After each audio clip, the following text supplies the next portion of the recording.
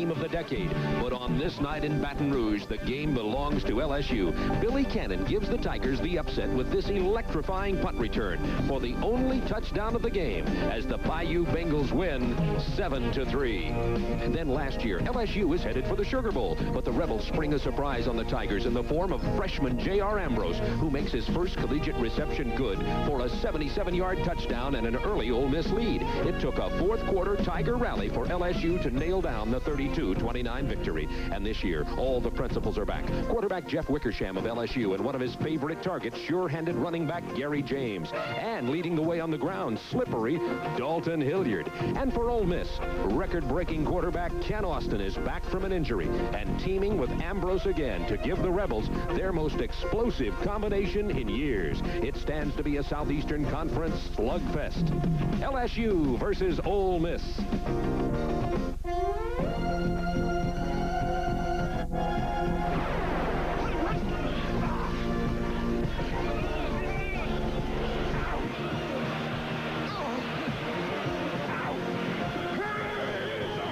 Network Television presents Super Football Saturday. Today, one of the South's oldest and bitterest rivalries continues when the 15th-ranked Fighting Tigers of LSU meet the Ole Miss Rebels. Brought to you by BMW, the ultimate driving machine. By Coors Light, there's no slowing down the silver bullet. And by Delco Electronics. You love our music systems too much to leave them. From Memorial Stadium in Jackson, Mississippi, it's 58 degrees. It's been raining all morning. The field is muddy. 15th-ranked LSU and the Rebels from Ole Miss in one of the nation's oldest and most bitter rivalries. Hello, everybody. I'm Bob Neal, along with Tim Foley. And this game goes back to people's grandmas and grandpas. They talk about the Ole Miss and the LSU series. Last year, LSU won down there. 2 years ago, Ole Miss won up here.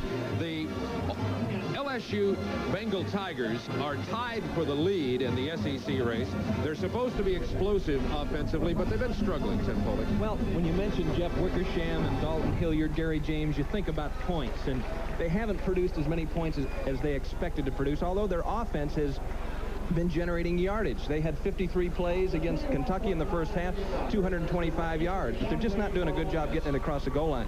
What do you think this Ole Miss blitzing defense is going to do against the LSU offense? There's a good contrast on defenses this afternoon. You've got the bend but don't break defense of Mike Archer, the defensive coordinator of LSU, against the don't bend and don't break defense of Ole Miss. It's a blitzing defense. Carl Torbush, young defensive coordinator for Ole Miss. They're going to come after Wickersham, I believe. Well, let's talk a little bit about the quarterback for Ole Miss. As goes Ken Austin, go the Rebels. When Ken Austin's not in there for Ole Miss, their offense is up the proverbial creek in a canoe without a paddle. They just are not productive at all. He provides more than talent. He provides leadership and confidence for that offense. Came back last week after an injury, had a very good game against Vanderbilt.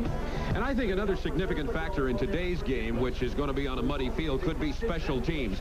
Ole Miss has a great punter in Bill Smith. There are some kicking game problems for LSU, so that could prove to be a factor as this game goes on in this very muddy field here in Jackson, Mississippi. We're going to be back here at Memorial Stadium in just a moment, but right after this, we'll go to our studios in Atlanta as Football Saturday continues.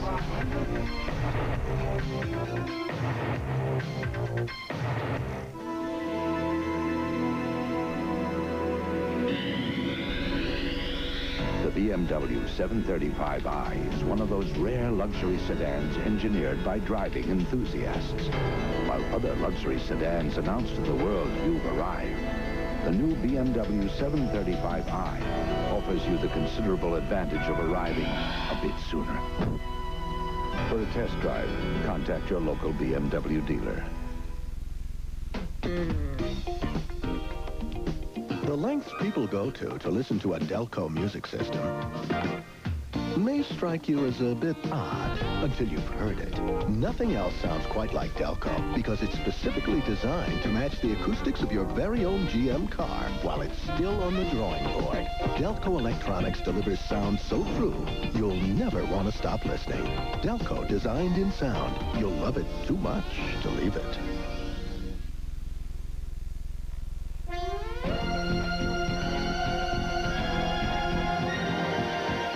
Super Football Saturday continues in studio with Craig Sager and Alec Hawkins. We're 2/3 of the way into the college football season so far. Very little has been determined in the Southeastern Conference race. Wide open. Somebody's going to move today, though. LSU going against Ole Miss. And Ole Miss is a better team with Kent Austin at quarterback. That's a surprisingly close game, incidentally, in the series. Auburn, LSU, Alabama, Tennessee all tied for that conference lead with 2-1 marks. Florida, of course, not eligible for the conference title. But the Gators will have a major say in who wins this championship. Florida certainly will have, because of the schedule that they have. They rarely does Florida play well at Auburn, though. They've only beaten them 3 times on that field. There's Bo Jackson. He combines the power of Earl Campbell, the speed of Herschel Walker, the moves of Walter Payton, and that comprises Bo Jackson, the nation's leading rusher. The Gators, meanwhile, can strike by both the air and land. Kerwin Bell, fine sophomore from Day, Florida, was the #2 passer in the country last year as a freshman. This year as a sophomore, and he's still the #2 passer in the entire country. Who's the best team in the country? We'll find out today if Florida is, I'll tell you that. I think after today, Auburn may say Florida as well. Elsewhere, the big battle in the Big Ten, Iowa, #1 in the country, playing at Ohio State. Iowa's last win against Ohio State at home was in 1959. They just don't have any trouble at all. I mean, they have plenty of trouble winning there, but Chuck Long is having a sensational year. 21 touchdown passes. Keith Byers will not play in that game. That gives Iowa an edge. Yeah, and that stadium gives Ohio State an edge, too. Elsewhere in the Big Ten, Minnesota, Michigan State, both teams having hopes for a major bowl game. The game is underway right now. Here's the first scoring play for you, Lorenzo White. He carried the ball 53 times last week. That's incredible. He's #3 rusher in the country, and Ricky Foggy is not playing in that game. That was just moments ago. Michigan State, after a fumble, has gone in for another touchdown. The Spartans are now on top 14-0. Elsewhere, Miami FSU will keep a close eye on that one. Oh, that's always a good one. But Miami has surprisingly good luck. They've won 7 out of the last 8 games they played in Tallahassee. Well, scores and highlights coming up at halftime. Now we'll be going back to Bob and Tim. Mississippi Memorial Stadium in Jackson, Mississippi. It's been raining all morning. The LSU Tigers 4-1 on the year, 2-1 in the SEC, tied for the league, up from Baton Rouge. They won down in Baton Rouge last year. This series goes way, way back. The first game was played in 1894, and the Rebels from Ole Miss, with Billy Brewer as their head coach, 3-3-1, 1-2 in the SEC. And a very sound, good football team this Ole Miss squad is, coming off a 35-7 beating of Vanderbilt last week. And since Kent Austin returned from his knee injury, the Ole Miss Rebs have new lifeblood in them. So we're expecting a very close ball game today. The difference in the ball game estimated by those folks was less than a touchdown. So that's the kind of game we expect. This is Super Football Saturday on Turner Network Television.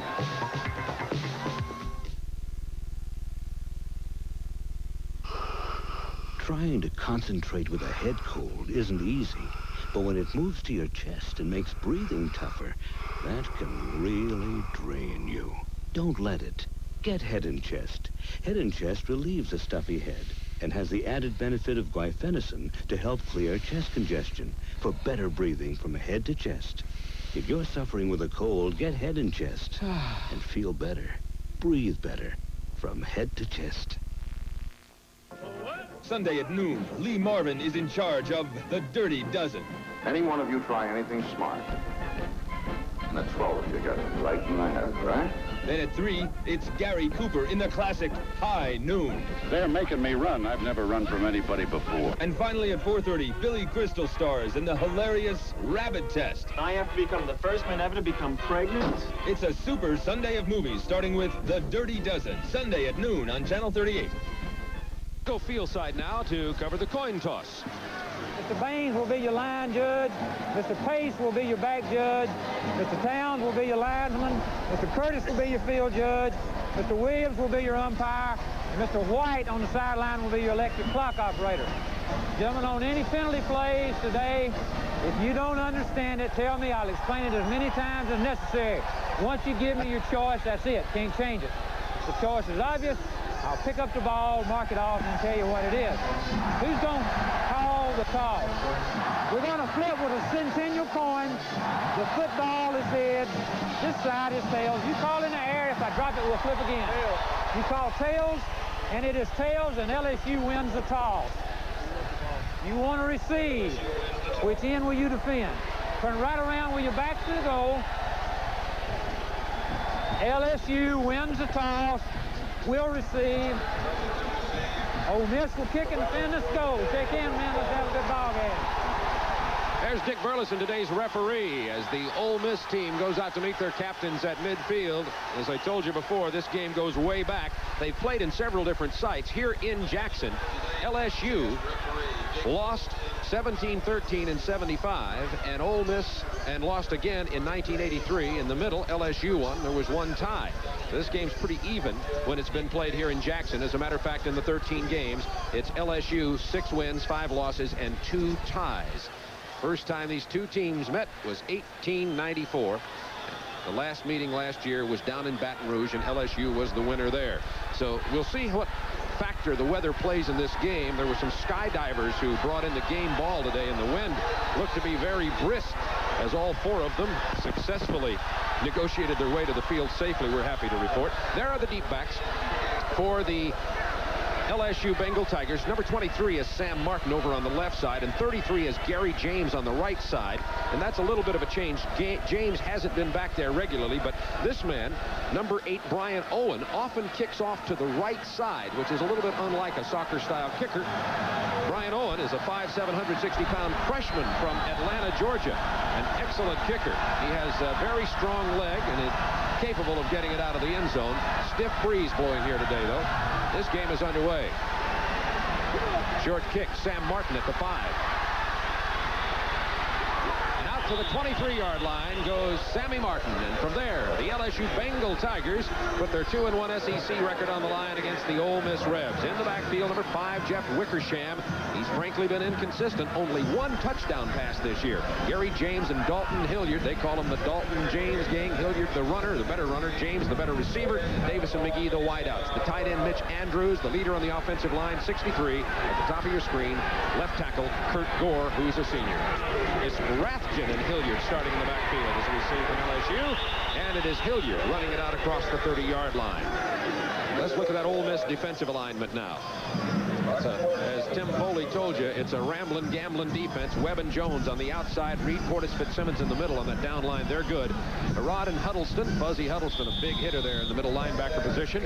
And it's Jonathan Shelley and Stevan Moore on the corners. Jeff Noblin and Everett Flakes are the safeties. Now James and Hilliard go back in the backfield for LSU. Here's 21 Dalton Hilliard. Hilliard to the 35, and down he goes. Tripped up by 71, Michael Fitzsimmons, the defensive left tackle for the Ole Miss Rebels. You know, Wickersham is used to taking heat. He's taken it ever since he's been at LSU. The young man leads the SEC in interception ratios. Hasn't been making the mistakes that he's made in the past in terms of turning the ball over. And he's a fine athlete. He's got to play well now down the stretch for LSU, though, if LSU is going to be in contention for the Sugar Bowl berth. 3rd down 2 from the 35. Wickersham to throw under pressure, and down he goes. Now he gets away. Unbelievable. He slipped loose and gets the first down. And he's knocked out of bounds on the far sideline at the 43-yard line by Jeff Noblin. I could not believe that Wickersham escaped the grasp of number 60, Michael Portis. Watch this athletic ability by Jeff Wickersham. Going to his left, nobody there. Ducks under it, somehow remarkably remains on his feet. Scoots around Benton Reed there. Jones misses, and now banging down the sideline with fullback style running. That was a 3rd down conversion that really turned around the field position on 1st down. All day to throw, going long, Wickersham. Looking deep, it's thrown out of bounds. Wendell Davis was the intended receiver, being covered by Jonathan Shelley. Number 82, Davis, a sophomore from Shreveport. You can see the rifle arm that Wickersham has. 5 interceptions on the year, only 1 TD, and is approaching the 1,000-yard mark in yardage. On that pattern, he was really looking for Gary James. Gary James had ran into the flat, then turned it upfield. A linebacker for Ole Miss, Greg Jackson, was running with him, did a good job of coverage, and Wickersham eventually just threw it away. James is tied for the SEC lead in receiving out of the backfield. 2nd down 10 from the 42-yard line. Opening moments of play from Memorial Stadium. Wickersham almost picked off. It goes incomplete. Lopez Jones almost had it, number 88, a freshman defensive right end for Ole Miss. It'll bring up 3rd down 10. Going to see this again. Ole Miss had lined up in a blitz set. Checked back out of it to coverage. Wickersham looked like the ball slipped out of his hands as he threw it, or it was blocked. No chance for McGee to get it. Raji McGee, number 80, plays the flanker position. It is now 3rd down 10 from the 42 for the LSU Bengal Tigers. 13:20 to go first quarter. And LSU calls their first timeout of this ball game, and Wickersham goes to the sideline to talk to Bill Arnsparger, a man Tim Foley knows very well in his second year as head coach at Ole Miss at LSU. And he's just having a lot of fun. With the Dolphins, he was always kind of a backroom type of fella, studying film, never was really much in the press, wasn't involved with the media, and he's having a great time with the alumni, doing all the different things that he has to do as a head coach, and really enjoying himself here at LSU. The people at LSU seem to love him, and they're happy about what's happening. You see him on the sidelines there. Jesse Daigle standing next to him, motioning to his LSU Tigers. Jerry Sullivan's down there. Got a good coaching staff. Both these coaches have put together great coaching staffs. They both do a fine job. And as a result, I think we're going to see an exciting game. Bill Arnsparger was the National Banner SEC Coach of the Year in '84. One of the reasons they like him so much at LSU is he's 12-4-1. And there is Billy Brewer and his son Brett standing on his right side. Brett, a former kicker for the Ole Miss Rebs, and Billy Brewer is one of my favorite folks to work with.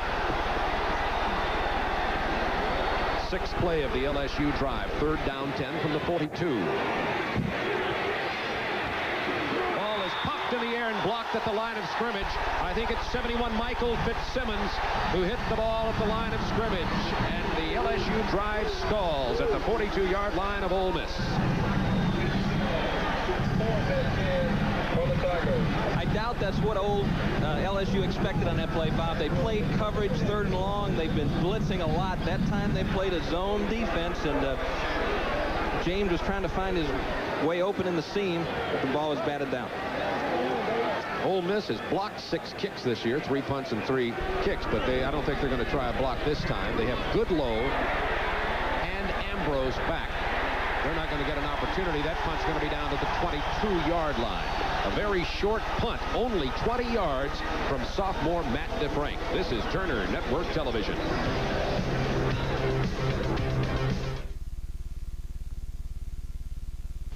Regal deal days are on at your Buick Connection, and the values are so outstanding, you'll think we flipped. You'll find great prices on a wide selection of 86 Buick Regals. Many feature V8 performance with the kind of economy you might expect from a V6, 25 miles per gallon EPA, without sacrificing luxury, size, or comfort. See your Buick Connection for a Regal deal during his Regal deal days right now. He'll stand on his head to put you into a new Buick. But hurry, values this good can't last forever.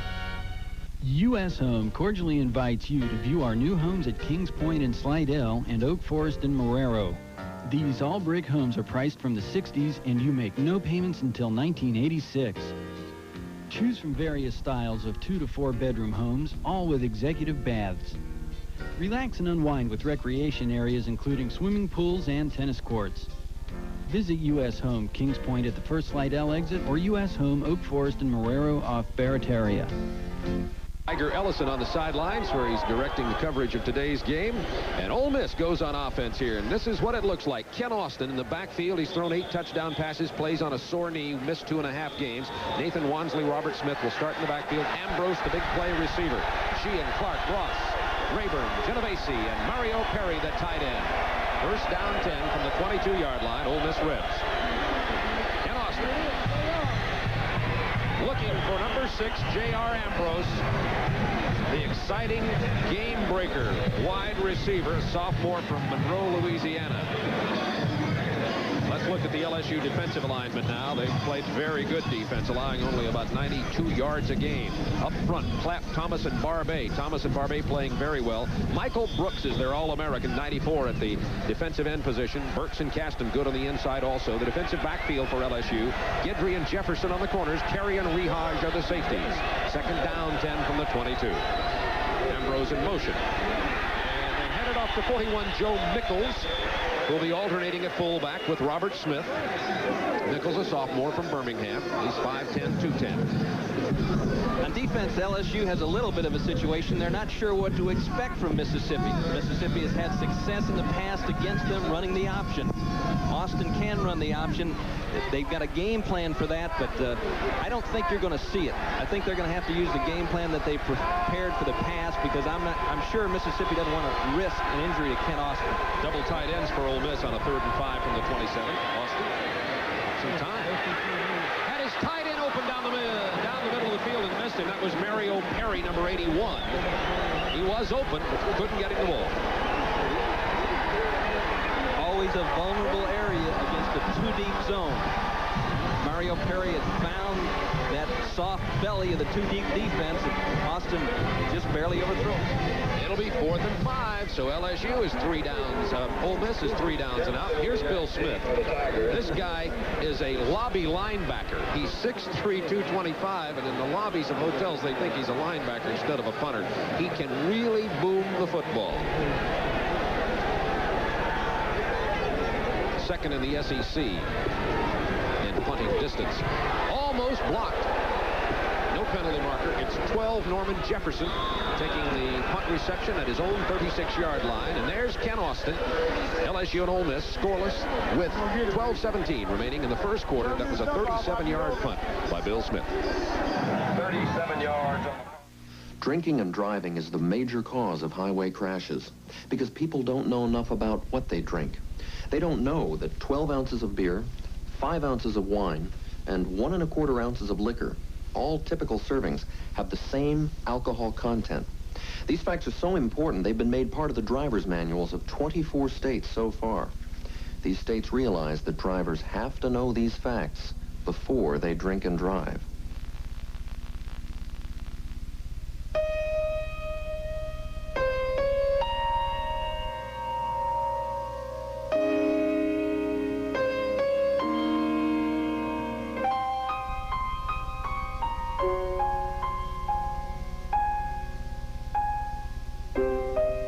As long as there are people who can afford perfection, BMW will continue to pursue it. The BMW 635 CSI. Okay, Tim, you be the referee. Is this a penalty or not? I don't want to be the referee. My mother didn't raise me to be a referee. You see, Oliver Lawrence going in there. Michael Brooks kind of bumps the putter a little bit, but... Well, did you throw the flag? No, I wouldn't have thrown the flag. This is a football game. All right, I thought that'd be your judgment on it. Same as... Whoa! Wickersham with another broken play. This time he can't make anything out of it, though. Down at the 33-yard line goes Jeff Wickersham. Remember, it's very muddy and wet out there. As a matter of fact, that field will be a quagmire by halftime. It is very muddy. Michael Portis just exploded across the line for Mississippi. Portis, number 60, the nose guard. It'll be 2nd down 12 from the 34-yard line. 11:45 to go, quarter number 1 from Jackson, Mississippi. Scoreless game, Ole Miss and LSU.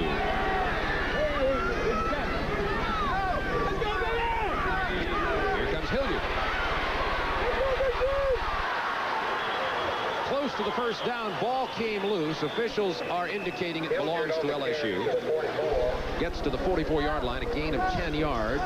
Still short of the first down. Bubba Dickey, number 52, was the man who made the stop. Bubba Dickey is playing at a strong side linebacker position. He is a freshman. That was his first action he's seen all year. First action, talking to Carl Torbush, he would have liked to have redshirted him, but going down the stretch, they felt like they need him because of some injuries in the linebacker area. And so Bubba Dickey's getting his first playing time as a freshman. Yeah, he has a linebacker's name to go with Fuzzy Huddleston. Bubba Dickey, that sounds like 2 linebackers. 3rd down to LSU from their own 44. Here's Gary James, first down LSU. Inside Ole Miss territory to the 49-yard line, tripped up by number 52, Bubba Dickey. So he's already made his presence known in his first 2 plays as a collegiate. Matter of fact, Tim, I believe Bubba Dickey is a 240-pound freshman. He's a big guy. He's from Biloxi. There's Gary James. Any Florida fans watching will remember the great Bubba Pratt that played there in the early 80s. On a first down 10. Right at the 50s where they spot the ball. Here's Gary James. Gets it outside quickly. Drives near the 45-yard line. About the 46 where he goes down. Gary James. Tied for the SEC lead in receptions, and an outstanding running back too, although Hilliard will carry the ball in most cases a lot more than James. You see him going out, and in comes number 13, Craig Rathjen. They call him the Bengal back. The Bengal back, and what he does best is put his helmet in the chests of opposing linemen. You know, he's a good blocker, and that's how they use him mostly. If he's in the football game in that situation, he's going to be blocking somebody. He's back to block now. 13 on second down 6. Incomplete intended for 21 Dalton Hilliard. Dalton Hilliard, the intended receiver, ball's incomplete. Third down and 5. That's a pad on the back. You see the pad on the back of Greg Rathjen's gear. It's just to kind of protect his neck. And, while we're talking about necks, we might give our best to Mark Buonacani, a young athlete that injured his neck, broke his neck in a game last week, played for the Citadel. He's the son of Nick and Terry Buonacani, so we pass on our best to them. Third down 6 from the 46. LSU, big conversion situation. LSU converts almost 50% of their third downs. Wickersham, here comes the blitz. They pick it up. It's incomplete. Excellent coverage. Pass intended for Raji McGee. And Joe Nathan Shelley, number 39, was there to break it up.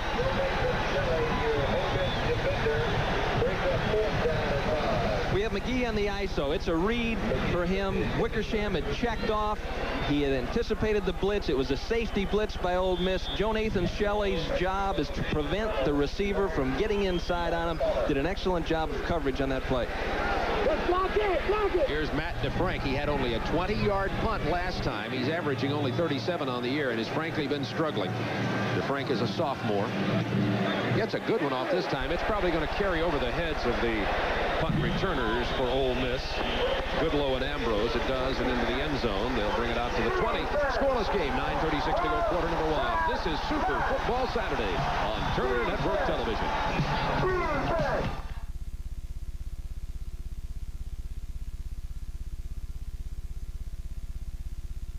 Max Burnell of Southern Sales Systems is a food service broker. When Toyota of Jefferson sold them their Toyotas, they got a perfect match. Southern Sales Systems bought its first Cressida in 1982. Since that time, Toyota of Jefferson has sold us over 15 Toyotas, each one with a nearly perfect service record. There's no match for that kind of quality. You and your Toyota. A perfect match is waiting for you at Toyota of Jefferson. How do you eat a fajita? At Taco Tico, you get lean strips of marinated steak. Steak at Taco Tico on our fajita platter. But how do you eat a fajita? Roll the steak in 2 flour tortillas, adding natural cheddar cheese, guacamole, sour cream, lettuce, tomato, and sauce. Or enjoy it all on steak and salad. Well, I love to eat a fajita. Eat a fajita and get steak at Taco Tico.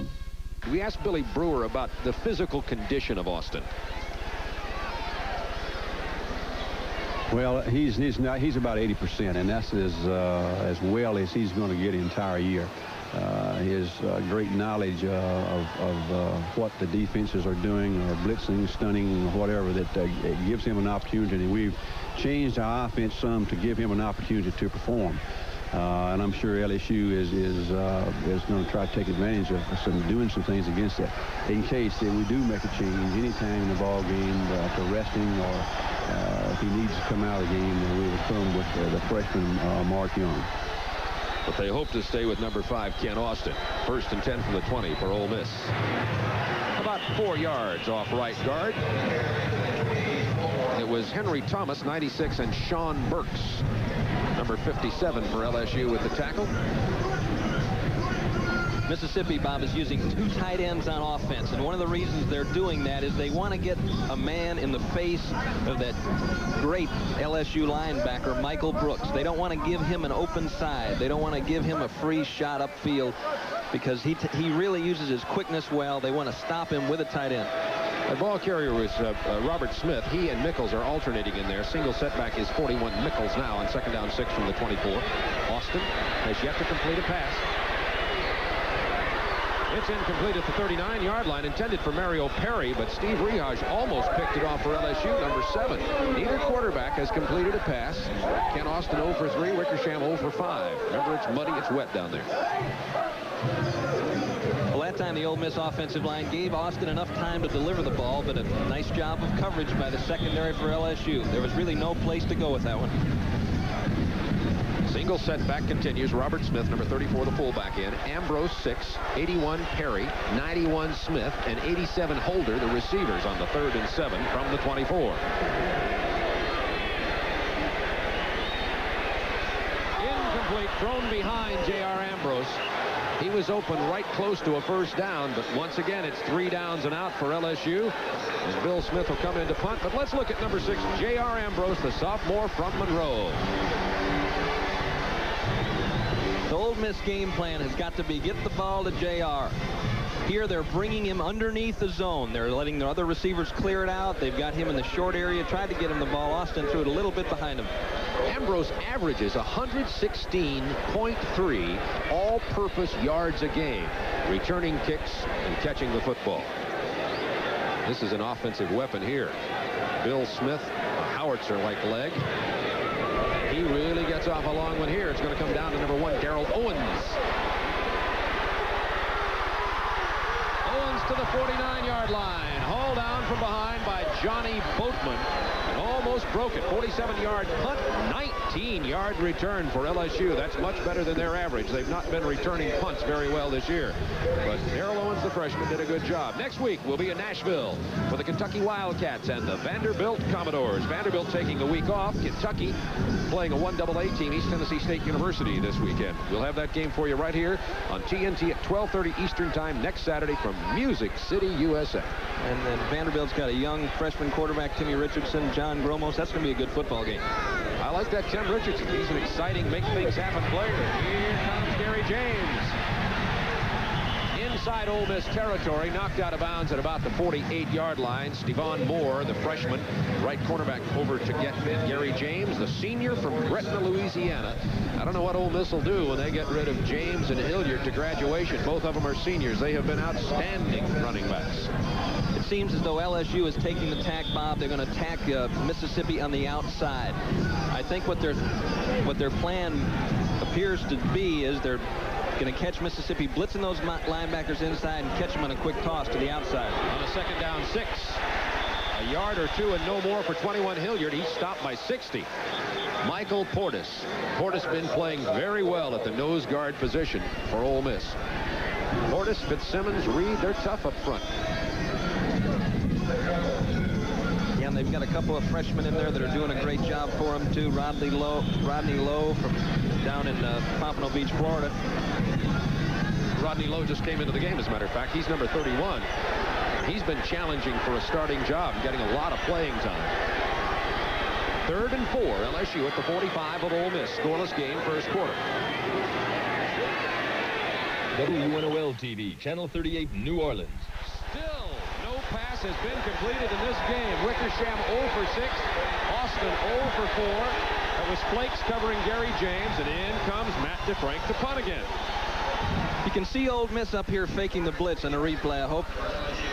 Now you see Jackson backing out of there. The linebackers starting to get into their coverage. James once again trying to find the crack, but there's just no room. Flakes is all over him. Everett Frosted Flakes. Sugar Flakes. Snowflakes. And you've got to credit Wickersham on that ball. He could have tried to stick it in there and risked an interception, but he just threw it away. Good punt by DeFrank. Good hang time. That's Goodlow with a fair catch at the 9-yard line. The field position swinging over to LSU here. A 36-yard punt downed inside the 10. We'll be back to Memorial Stadium right after this.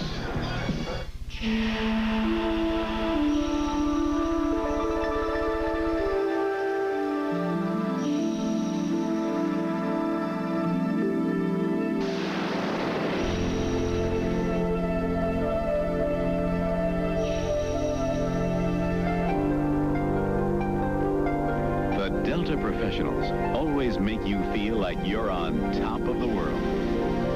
Delta gets you there. Drinking and driving is the major cause of highway crashes. because people don't know enough about what they drink. They don't know that 12 ounces of beer, 5 ounces of wine, and 1 1/4 ounces of liquor, all typical servings, have the same alcohol content. These facts are so important, they've been made part of the driver's manuals of 24 states so far. These states realize that drivers have to know these facts before they drink and drive.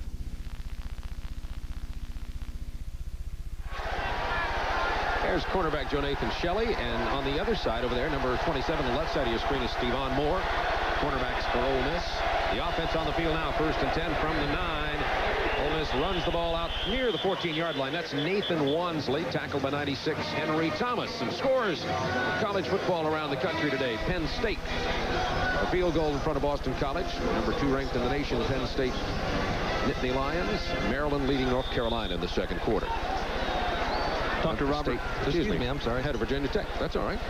Dr. Robert McGraw last night and asked him, you plan to do the same thing as last week? And he said, I hope so. Austin opened last week with 11 in a row, and they just really got with it right away against Vanderbilt. Watch this freshman tailback in the game for Ole Miss. Number 33, they play fake to him now, Chuck Cleveland. Here's Ken Austin.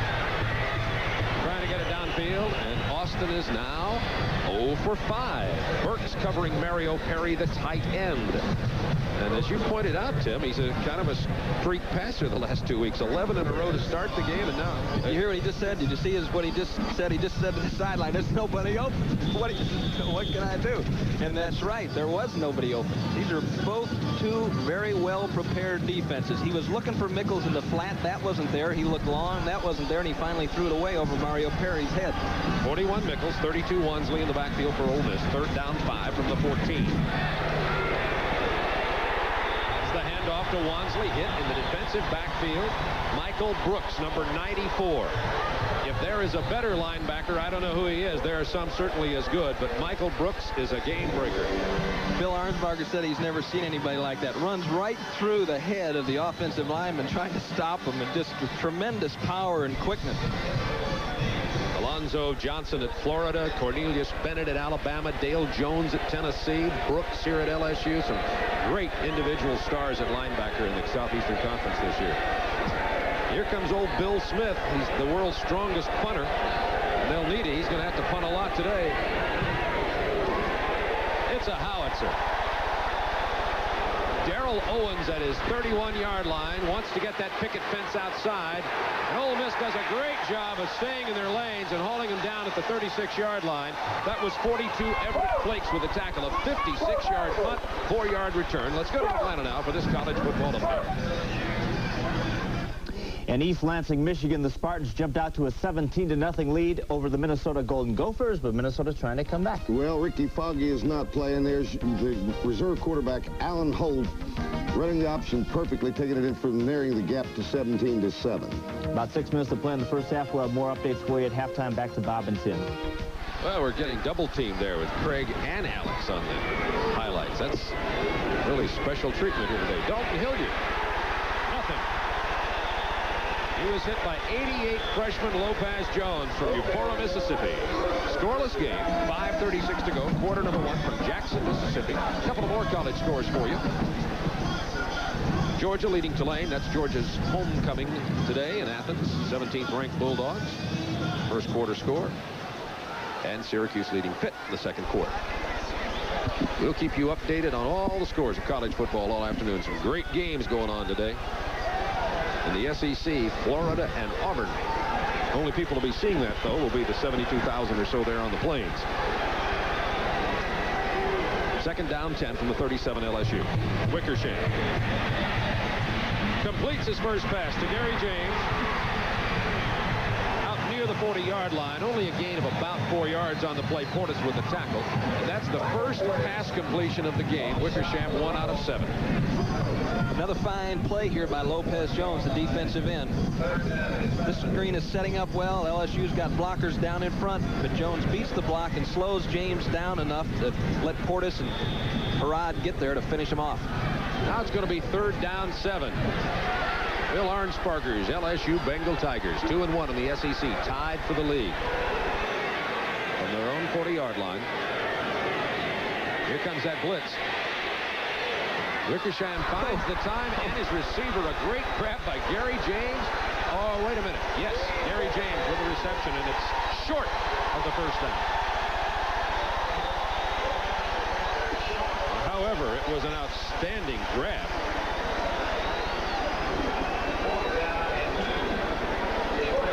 Here comes Lopez Jones heading upfield. See his arms extended, the offensive lineman, that's Kirk Gore's arms extended, drives him down to the dirt. And that's a good example of the new blocking rule, and that's why a lot of coaches that used to like to blitz and like pressure have gone to a three-man rush. They're afraid they can't get there. Another excellent punt by Matt DeFrank. Goodlow at the 6. Fumbles, and it's recovered by LSU at the 1-yard line. The man who recovered the ball, number 30, Mickey Harris, a sophomore. A 49-yard punt, and Goodlow, who caught it at his 6-yard line, just had it slip right out of his arm like a greased pig. Watch this. LSU is very concerned about Goodlow and Ambrose on punt returns. A good hit there by Willie Bryant. Knocks the ball out. Harris jumps on it. Bob, you alluded to the fact in the opening that special teams would play a big part of this game. And obviously a very, very big play for LSU. At the 1.5-yard line is where they spot the ball. It's scoreless here at Jackson. 3:25 to go, quarter number 1. But LSU has an excellent opportunity. First and goal from the 1.5. Hilliard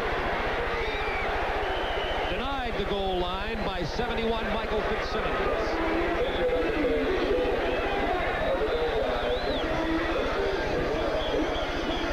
Fitzsimmons has been a tough player and kind of represents the type of player that is out there for Mississippi. You know, not real big and strong, but a big heart, full speed all the time. Nose of that ball about a foot away from the goal line. Second down goal, double tight ends. James and Hilliard in the backfield. Hilliard, same place. Touchdown, LSU.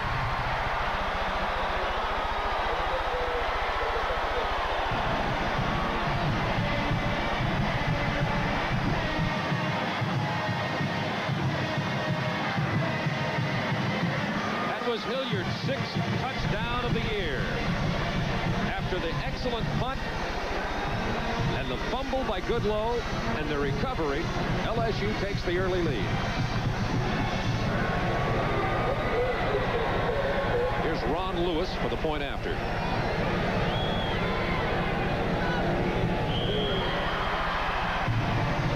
.242 to go, quarter number 1. LSU 7. Here's 2 different angles of the touchdown. Good job by Andelsack in there, doing a nice job. Hazard neutralizing the charge of the Mississippi defensive line. We're going to see it now from behind the end zone. Gary James coming up and sealing off Everett Flakes, who's trying to scrape. Just can't get there. So Mickey Harris recovered the fumble. That was the key play. Goodlow just had it pop right out of his hands. He was hit, but it just slipped through. That ball's a very slick one. 29, Willie Bryant is the man who popped it out of there. And Mickey Harris fell on it. Well, in the last several years, Bob, whenever these two teams get together, there's a couple of plays that stand out. Last year, it was a big play by Jeffrey Dale, who intercepted a pass and took it almost 80 yards and really got LSU their lead at the close of the game. And that certainly is a momentum establishing play that Willie Bryant pulled off. Good hit on Goodlow. There's the young man who recovered the fumble, Mickey Harris, number 30. Very big play by he and Willie Bryant. Excellent coverage. You know, all too often the punt coverage teams don't get the recognition they deserve unless something like that happens. You know who the special teams coach is at LSU, don't you? From Florida State. From Florida State, Joe Wessel, young man that blocked 5 punts last year, and Bill Arnsparger rounded him up and brought him in here as a special teams coach. I'm sure Marge and Joe are watching from back in Miami, his folks. Here's the kickoff. Deep back in the end zone comes Goodlow. Good job returning that ball out of his own end zone out to the 23-yard line. He was hit by 86 Mike Mays. There, Ole Miss now trailing 7-0. Goes on offense. And we go to our studios in Atlanta for this update.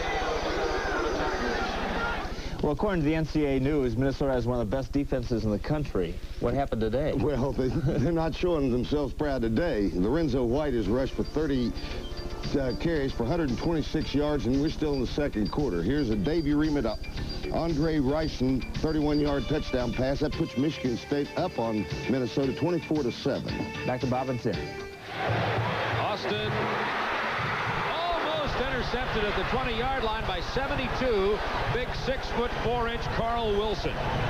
The passing lanes are being filled very effectively by this LSU defensive team. Here they line up J.R. Ambrose at weak back. They motion him down to the bottom of your screen. LSU does a nice job of shutting that off. Austin goes back to his outlet, which is Robert Smith. Wilson goes up in the air and almost picks it off. Wilson playing with a sore ankle today. But it feels better after that good play. Chuck Cleveland, the freshman, in at tailback now for Ole Miss. Second down 10 from the 23. LSU leading 7-0. Here comes Chuck Cleveland. He runs hard, but gets only a couple of yards out to the 27-yard line. There's Dalton Hilliard, who scored his 36th career touchdown just a couple of minutes ago. His 6th of the year. Hilliard would be a legitimate Heisman Trophy candidate. But then there's that man named Bo Jackson. Dalton Hilliard squeezes every ounce of talent out of his body. You know, he doesn't have the big neck or big upper body, but he's got tremendous thighs and runs with power and quickness. Smith 34, Cleveland 33 in the backfield. Here's Cleveland diving out across the 30 to the 31-yard line. And on the 3rd down and 6, Ole Miss comes up short again. And they'll have to punt the ball away with a minute and a half remaining in quarter number 1. So in comes Bill Smith for his 4th punt of the afternoon. Both these defenses playing a lot of people, Bob. Both the defensive coordinators believe in substituting a lot, getting a lot of people on the field. LSU will use 11 defensive backs today. It's 4th down 2 from the 31. Low snap. He shanks it off the side of his foot, but it's going to stay in bounds. Here's Jefferson to the 30. Down he goes. He was hit by 25 Ricky Myers. That was a 45-yard punt thanks to the bounce, 6 yards on the return. So LSU leads 7-0. Exactly 1 minute remaining in quarter number 1 from Jackson, Mississippi, Memorial Stadium. The rain has stopped. As a matter of fact, it's pretty good weather for football right now, but that field is muddy. Interesting strategy by LSU, Bob. They rush the first punt, get right in Smith's face, give the punter something to think about. And that time there was no pressure, and the guy that usually booms it out of there really didn't hit it that well. Gary James to the 33-yard line. This stadium seats about 62,000. They're expecting about 40,000 for this game today. An 11:38 a.m. kickoff Central Time makes it a little tougher for maybe some of the folks from LSU to drive up to the game. But nevertheless, a lot of folks from Baton Rouge are here in Jackson. Well, if they're used to seeing games under the lights, they'd be comfortable here. They've got the lights on this afternoon. 29 seconds to go in the first quarter. Second down 7 from the 33. Wickersham has a man open. A diving grab at the 49-yard line by the 82 Wendell Davis. And it's a first down. 16-yard pass completion. Wickersham to 82 sophomore Wendell Davis. Jerry Sullivan, the receiver coach at LSU, really feels that Wendell Davis has that same kind of body control as Eric Martin. Look at that great concentration on the football. Not blazing speed, but on a day like today, body control is more important than flat-out grass-burnt singeing speed. Davis had 15 catches coming into this game. Wickersham throwing again. And open is number 4, Glenn Holt, a sophomore from Miami. And Wickersham now starting to get into the rhythm of his passing offense here and has completed 4 passes in a row. Glenn Holt out of North Miami High School down there, played for Larry Ball, who is a former Bill Arnsparger protege, played with the Dolphins, and now head coach at North Miami High School down in Miami. Holt's got that. He has got the big speed. He's had hamstring problems all year long, though. 2 seconds to go in the first quarter. Second down 3 from the 44. Rathjen blocking for Hilliard, who does not get the first down. Yeah, that's the last play of the first quarter with LSU leading 7-0 on a fumbled punt return by Goodlow and a touchdown run from 1 yard out by Dalton Hilliard. This is Turner Network Television.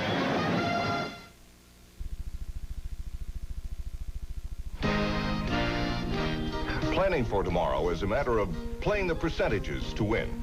Many high-interest investment accounts pay good earnings, but you may have a hard time getting at your money when you need it. Here at FNJ, our Flex Fund and Flex Check accounts pay high interest and allow you to write checks against the balance. Now that's playing to win. That's the winning attitude of FNJ. First National Bank of Jefferson Parish, member FDIC. Regal deal days are on at your Buick Connection, and the values are so outstanding, you'll think we flipped. You'll find great prices on a wide selection of 86 Buick Regals. Many feature V8 performance with the kind of economy you might expect from a V6, 25 miles per gallon EPA, without sacrificing luxury, size, or comfort. See your Buick Connection for a Regal deal during his Regal deal days right now. He'll stand on his head to put you into a new Buick, but hurry, values this good can't last forever. Is being brought to you by Gulf, the station with one low price, cash or credit. Ready to begin the second quarter now from Jackson, Mississippi. One of the nation's greatest rivalries, Ole Miss and LSU. And as you see in the booth here beside me, on the left side of your screen, is a legend in the state of Mississippi. Matter of fact, in collegiate football, period. And that is Johnny Vaught. Coach Vaught, thanks for joining us. And I understand that you may be the nation's best and most famous volunteer coach. You've been helping out your former student, Billy Brewer, I understand. Thank you, Bob, but I think a little bit too much has been said about that. I did very little. The only thing I would say is they had their quarterback last week who was ready to play. Well, we were talking about this great series, and of course everybody talks about that great game back in '59 when Billy Cannon ran the punt back, but most people forget that Ole Miss almost scored at the end of the game, did you not? That's absolutely true. You know, it's a funny thing about this series. We've had an awful lot of great football games, and we've won a lot of them, but everybody sort of seems to come back to that ball game in which Cannon got loose on us. Now, I don't like to talk about that one, Bob. All right, here's the pitch to Dalton Hilliard. Ole Miss defense, pleasing Coach Vaught, I'm sure, stretching it out wide over there to the right side. One other thing I'd like to ask you, how do you feel about the progress of this Ole Miss program since Coach Brewer came back? Well, I'm really happy with Billy Brewer. I think he's doing a fine job. He's going to do a great job. He's got some good recruits, some young football players that are going to fit into this program real well. He doesn't quite have it yet, but he's coming and he'll get it. Kind of get the feeling that the man we're looking at in the picture there, Billy Brewer's got some of that old rebel fire from the 50s and 60s when you had some great teams. He was a good one. In fact, he was so good he could play both. Uh-oh, I don't like that. He could play both offensive and defensive. And that is complete at the 18-yard line. Raji McGee with the reception from Jeff Wickersham. Here's a look at McGee. Wickersham's got that mobile protection. He runs an out, up, and then bang, breaks it off again. Wickersham's got the bullet arm that can get the ball out there. What got him enough time to throw the ball is the fact that Wickersham had rolled out to the right. Well, Johnny Vaught, thanks for joining us in the booth. We appreciate your chatting with us a little bit. Best of luck to you and the Ole Miss program. Thank you very much, Bob. Here's Dalton Hilliard. Slipping away from tackle after tackle inside the 15 to the 13-yard line. LSU leading 7-0, 13:46 to go second quarter. Hope you enjoyed that chat with Johnny Vaught, the great coach of the Ole Miss Rebels when they were battling for the national championship back in '59 with these same LSU Bengal Tigers. Second down 6 from the 14. Big play, the pass completion to Raji McGee from Jeff Wickersham.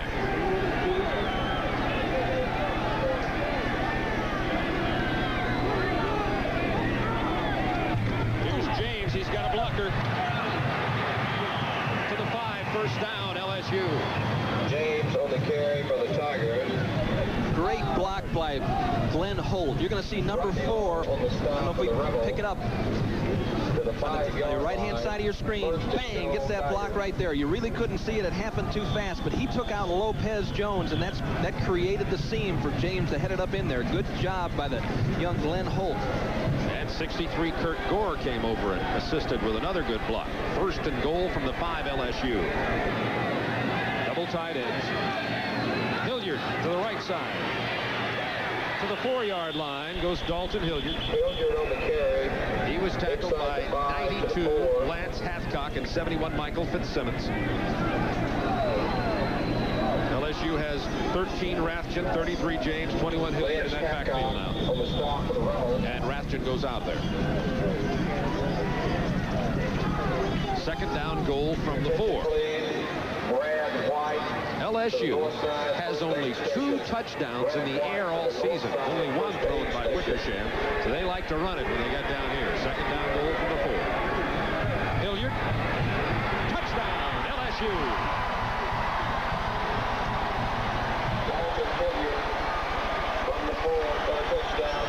Second touchdown of the day for Dalton Hilliard.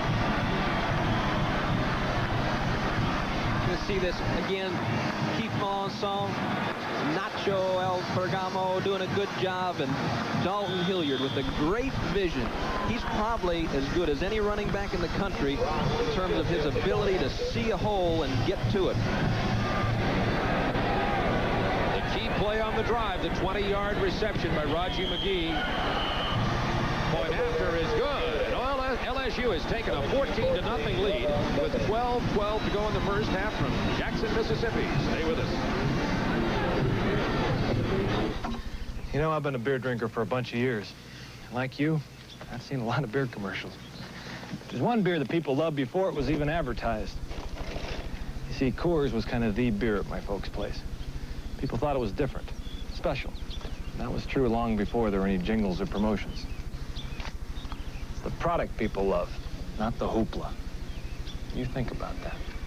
How many products can you say that about? Coors is the one. Lakeside Hospital used to be for women only. In fact, over 50,000 babies were born here. Today, Lakeside Hospital is a community hospital for total family health care. Hi, Bob. At Lakeside Hospital, we're meeting the challenge with the technology of today and an eye towards the needs of tomorrow. Lakeside Hospital for women, children, and men. Thanks, Doc. Take care, Bob, and you take care. Cash or credit? Well, Tim, the fumbled punt by Goodlow, and then the Hilliard touchdown, and then the excellent drive, 69 yards by Wickersham and the Tigers. They look like they have that high-powered Bengal Tiger motor running smoothly on that drive.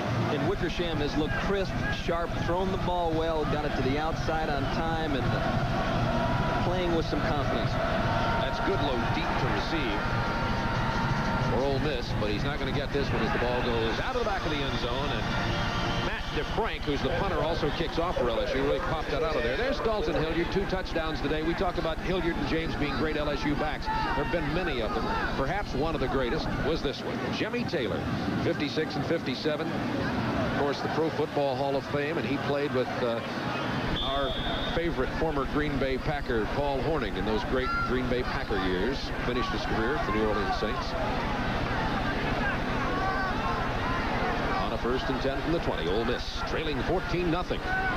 Not much happening offensively for Ole Miss so far today. Not much that time either. Joe Mickles, the fullback, is nailed after about a 2-yard gain by 69. Toby Caston. Ole Miss, Ken Austin has yet to complete a pass. He is 0 for 6. And Ole Miss has 21 yards total offense. There's that Tiger scoring drive.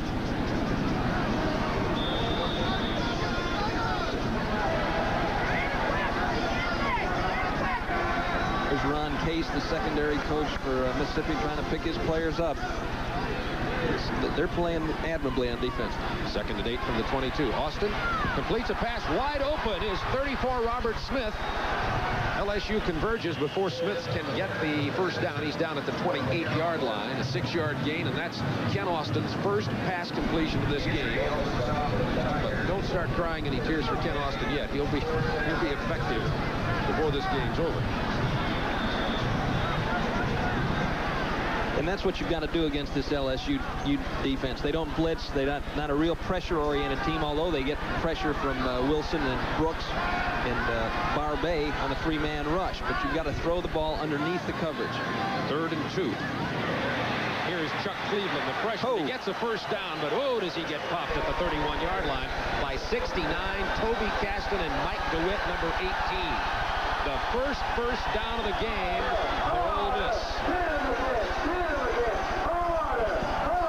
Michael Brooks really cleared the way for Toby Caston on that play, took out all the interference, and DeWitt and Caston arrived at the same time.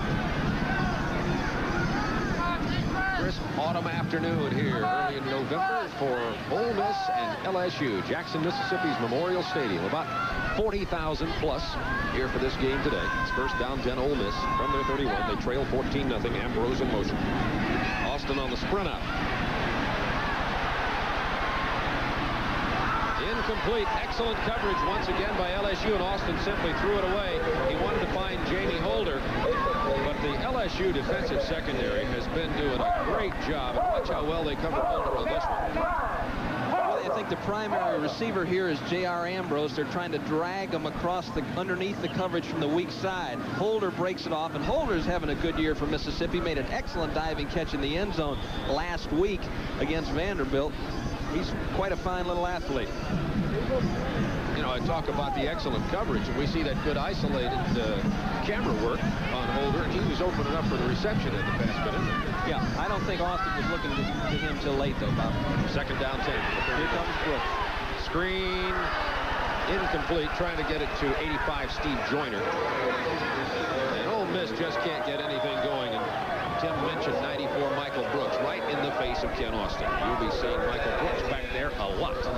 He was, and it's got to be frustrating for Kent. That is the right play to call. They had the right thing on. Brooks was coming hard. You want to go ahead and let him blitz, let him get in your face, and then dump it off to the back. But LSU, well prepared on defense, had someone sitting right in the middle of the screen. They couldn't get it in there. I think it was Wilson that was over there, Barbet. Third down 10 from the 32. Austin has time. It's complete to Ambrose, short of the first down to the 40-yard line. Toby Caston with the tackle, and that's the first reception of the day for J.R. Ambrose.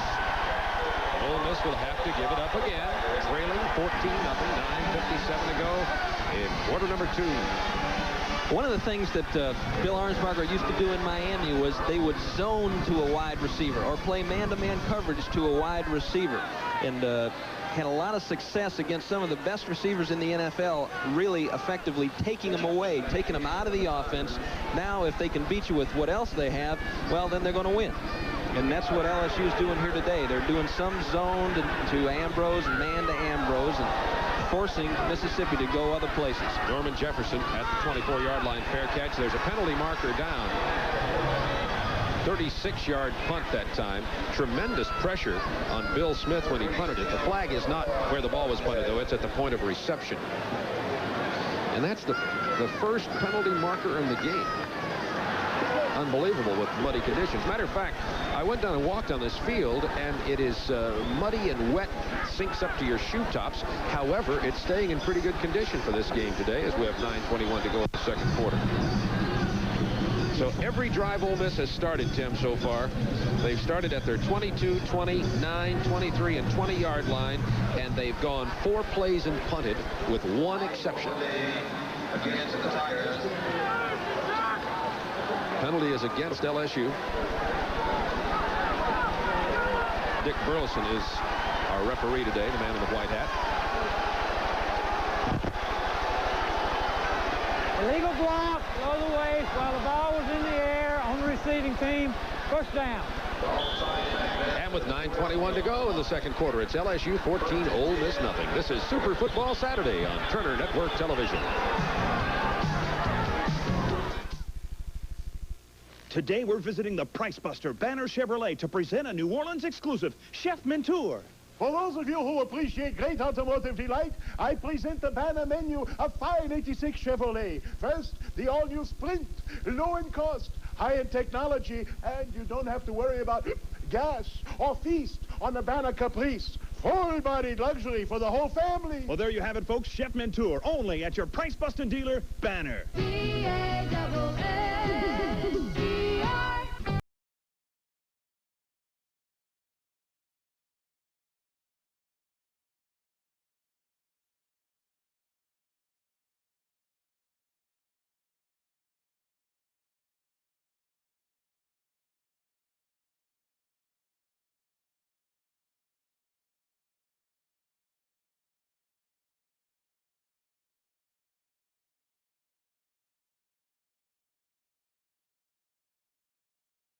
Join the Southeastern Conference in congratulating Ole Miss quarterback Ken Austin, recently announced recipient of the prestigious National Football Foundation Scholar Athlete Award, given nationally to only 11 players a year. The award recognizes football ability, academic achievement, and campus leadership. In the 26-year history of the award, Ken is the 32nd SEC player to be named the honor.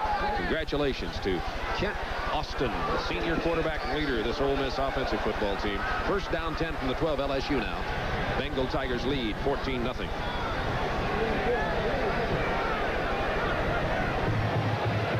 Here comes number 23, Sammy Martin. Not much, about a yard. Michael Portis, number 60, the nose guard, playing well for Ole Miss. Let's watch him at work against the center. See Fitzsimmons, 71. Portis leaves the center in his trail. You see Wesley Walls, number 80, bang, go. And they put a stop on Sammy Martin. Sammy, I saw Sammy in the locker room right before the game. He said, I think that's 35 Greg Jackson there. Sammy Martin's they got him beefed up to about 173. He's back to 168. Not a real big young man. Wickersham on a sprint out. Incomplete. Had his man open. Just couldn't get him the ball. 83, Mitch Andrews, the tight end. That'll bring up 3rd down and 8 from the 15 for LSU. Look at that one. A ball score there. A baseball score. Syracuse 6, Pitt nothing at halftime. Maryland leading North Carolina 14-0 at half. Texas out in front of Texas Tech. First quarter score. Virginia out in front of Memphis State by 3 in the second period. Clemson leading Wake Forest 7-0 in the first period. On a 3rd and 8 from the 14. Bengal Tigers 3 out of 7 on 3rd down conversions. Here comes everybody. Wickersham goes down.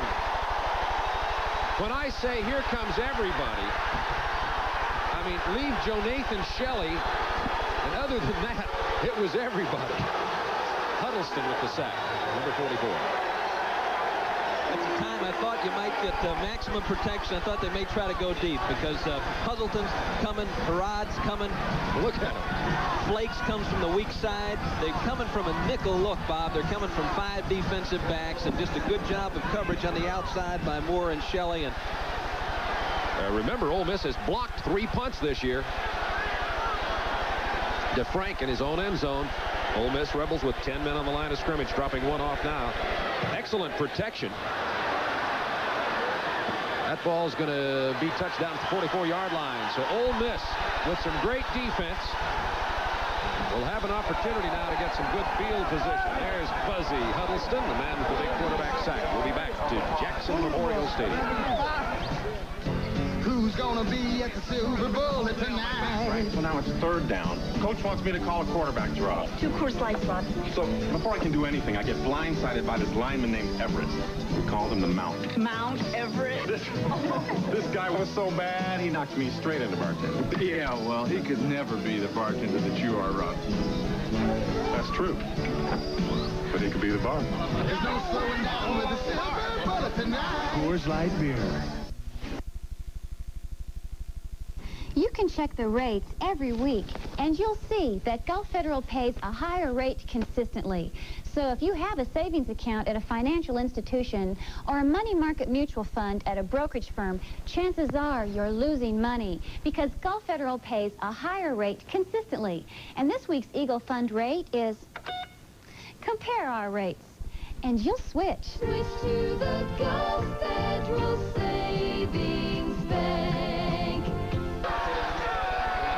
Well, Ole Miss fans with a little bit of a reason to cheer. Best field position of the day for the Rebels at the 42-yard line of LSU. Austin has his man. It's complete to 87, Jamie Holder. First down to the 31.5-yard line. And Jamie Holder with the good hands, the senior from Bay Springs, Mississippi. I guarantee you Jamie Holder loves J.R. Ambrose because Ambrose draws a lot of coverage, leaving Holder one-on-one a lot of the time. That time was just underneath pattern on a zone, makes the catch, tried to fight his way back outside, just couldn't make it. And you see an example there of linebacker Michael Brooks dropping into coverage on a wide receiver. Not many linebackers do that, of course. First and 10 from the 32. Brooks excellent at it. Ken Austin, plenty of time. Incomplete. Hit Michael Smith right in the hands for that one. All right, Tim, this is a great replay. You're the defensive back here. Watch Brooks now. He sails back. He's holding off the curl. You see Austin looking downfield at the curl. It's not there. Now Brooks is breaking on the ball when it's thrown up short. Can't make the catch. Just a little bit overthrown. Michael Smith trying to stab it. I had you right on the tips of my fingers. Hit the sack. Second down 10 from the 32-yard line. Draw play. Freshman Cleveland gets about a yard and no more. LSU's very intelligent defense stayed at home on that one. This is the best field position of the day for Ole Miss, but now 3rd and 9 from the 31. Okay, folks, LSU has blitzed 18 times all year. They didn't blitz the whole game against Kentucky and shut them out. That time, 2nd and long, they came with Chris Carey on the safety blitz. He made the stop and the draw. You'll probably see coverage here instead of pressure. Holder wide to the right side. Ambrose, number 6, down here to the bottom of your screen. 3-man rush. It's complete to J.R. Ambrose at the 15-yard line. First down, Rebels. Jefferson with the tackle. 16-yard pass completion. Isolation to secondary here. You want to get those 2 interior linebackers. Get back there. Get back there. They suck up on the short ball. Austin probably did a fine job of pumping the short receiver.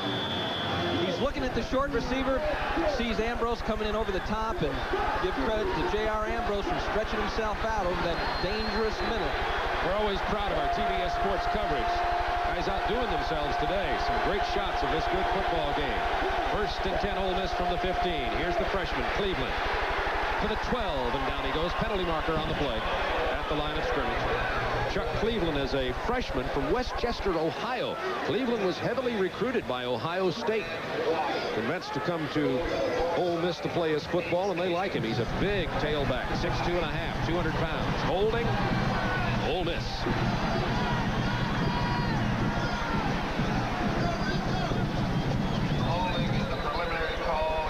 LSU's defense has only given up 43 points all year long. Traditionally, an Arnsparger defense does not rank high in terms of statistics, in terms of yards allowed or percentage of completion, but always right up there in the most important category, points allowed. That was the case when he coached you at Miami, was it not? Yeah, every year. Every year. Even if we weren't doing quite as well in some of the other categories. Holding, offense, 10-yard penalty, retreat to down. Cleveland cuts it back upfield. Looks like it was Michael Smith kind of grabbed a handful of a LSU jersey and got nabbed. That's Michael's first tackle of the day. First down, 19 Ole Miss now. Ambrose at the 10 had that thing rifle right in and out of his hands. I want to tell you, Ken Austin had some mustard on that. You know, he's got a gun. Ken Austin has the ability to provide a touch when he wants it, but when he needs it, they're in a hurry. He can do it. This time Ambrose a little late going up after that ball. He got a lot of traffic, not much room on this one. Takes a look inside. Good drop there by the LSU linebackers. They're in great shape to prevent that crossing pattern. Ole Miss has to go to the 5-yard line for a first down. Second down, 19 from the 24, trailing 14-0. Pressure, and down goes Austin. Steve Rehage, the strong safety, just came in there like a bullet.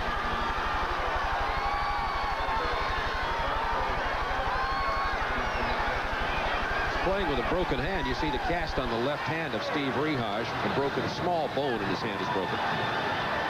Well, Rehage, I'm sure, savors that moment because they don't bring the strong safety, the weak safety that often. That's why they can surprise an offensive team with that kind of pressure. They just don't rely on the pressure. They rely on stability and responsibility and coverage. Third down 30, back to the 35-yard line. 4-man rush. Austin. It's complete to tight end 81 Mario Perry. Penalty markers go down in the backfield after Austin threw the ball. Tackles on the play by 35 Jackson and 57 Sean Burks. Penalty markers in the Ole Miss backfield. At the feet of Michael Brooks. sure they're checking fingernails now. Face mask offense. You rarely see that one. I don't know if we'll get a chance to, because who would imagine a face mask offense? Hey, primary mission of the Mississippi offensive lineman is protect Ken Austin. Now, if you got to grab something, grab it. Don't let him get to Austin. Here's the call, and then we've got to take a look at the distance. This is face mask penalty, 15 yards. And pitch it down. They've spotted this ball now at the 39-yard line, and they have to go. You see the distance. I mean, it's all the way off the screen to the left, the first. They got to go to the 5-yard line. This is 3rd down and 61 yards. It's the longest 3rd down situation I've ever seen. Austin. Incomplete, trying to find Jamie Holder. This is hard to believe. Ole Miss had driven to the 15-yard line of LSU thanks to penalties, quarterback sacks, and Austin is down on the field. He's got an injured knee, remember.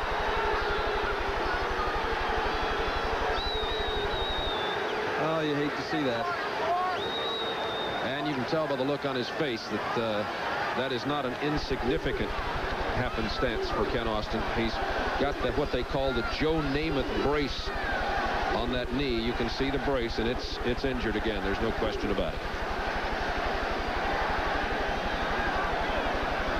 Oh, you hate to see it, because not only is he a fine young man, as we told you before, one of the 11 scholar athletes in the nation who will get an award at the Football Foundation Hall of Fame banquet in New York in early December, but he's the offensive leader for this team. The team runs when he plays and hasn't run when he doesn't. And now trailing 14-0, it's probably the single worst thing that could happen to the Ole Miss offense. Billy Brewer told us he had trouble going to it. See, he slips there. Oh, golly. Oh, gosh.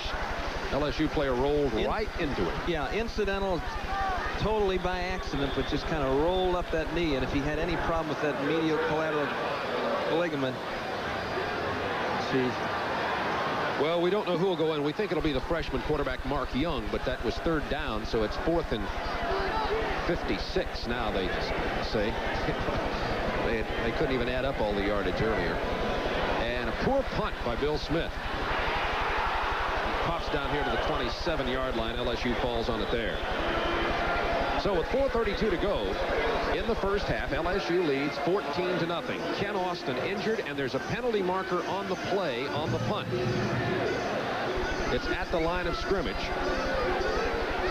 And there's Ken Austin. He missed the Auburn and Georgia games, return versus Vanderbilt, and just had a great game leading Ole Miss to that 35-7 win. This penalty against LSU.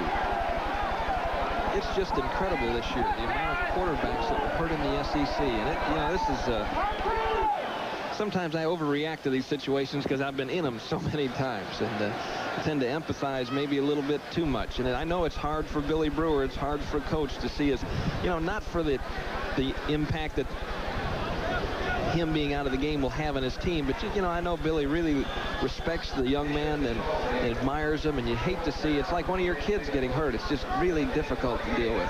That was defensive holding against LSU. 10-yard penalty, certainly not enough to help in any cause except moving the field position up a little bit. And it'll give Bill Smith a chance for a better punt. He'll get to do it all over again. Remember the first down markers at the 5-yard line of LSU. Now Smith really gets this rocket off. It's probably going to go into the end zone. And does. And penalty markers go down all over the field again. A 50-yard punt by Bill Smith. Some more penalty markers. We went a quarter and a half with no penalties called, and now it's almost flag football out there. 4:25 to go in the first half. There's Dick Burleson, the referee, the man in the white hat. So Ken Austin goes out of the game 4 out of 15, passing the ball for 41 yards, and he's re-injured that right knee, I think. Well, now they're looking at the left knee. It's the left knee. It is the left knee. Excuse me. That is the one that was injured previously, his left knee, that has the, as they call it, the Namath brace. Penalty against LSU. Illegal block, I believe, below the waist.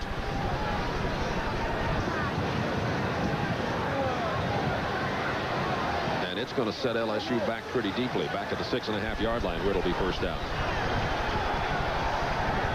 Illegal block after signaling for a fair catch against the receiving team. First down.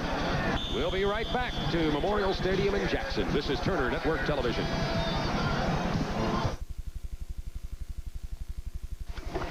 Oh, sorry, Vern. Didn't mean to wake you. I just brought you another quilt, Vern. I knew you'd need it. It's cold out tonight. Should have listened to your buddy Ernest first, Vern. Gas heat is what you need, Vernon. It's clean, it's cheap, and it's super efficient. Ain't no fuel better. Here you go, Vernon. There you go. Now you can go to sleep. Morning, Vern. I like your little bear. Max Burnell of Southern Sales Systems is a food service broker. When Toyota of Jefferson sold them their Toyotas, they got a perfect match. Southern Sales Systems bought its first Cressida in 1982. Since that time, Toyota of Jefferson has sold us over 15 Toyotas, each one with a nearly perfect service record. There's no match for that kind of quality. You and your Toyota. A perfect match is waiting for you at Toyota of Jefferson.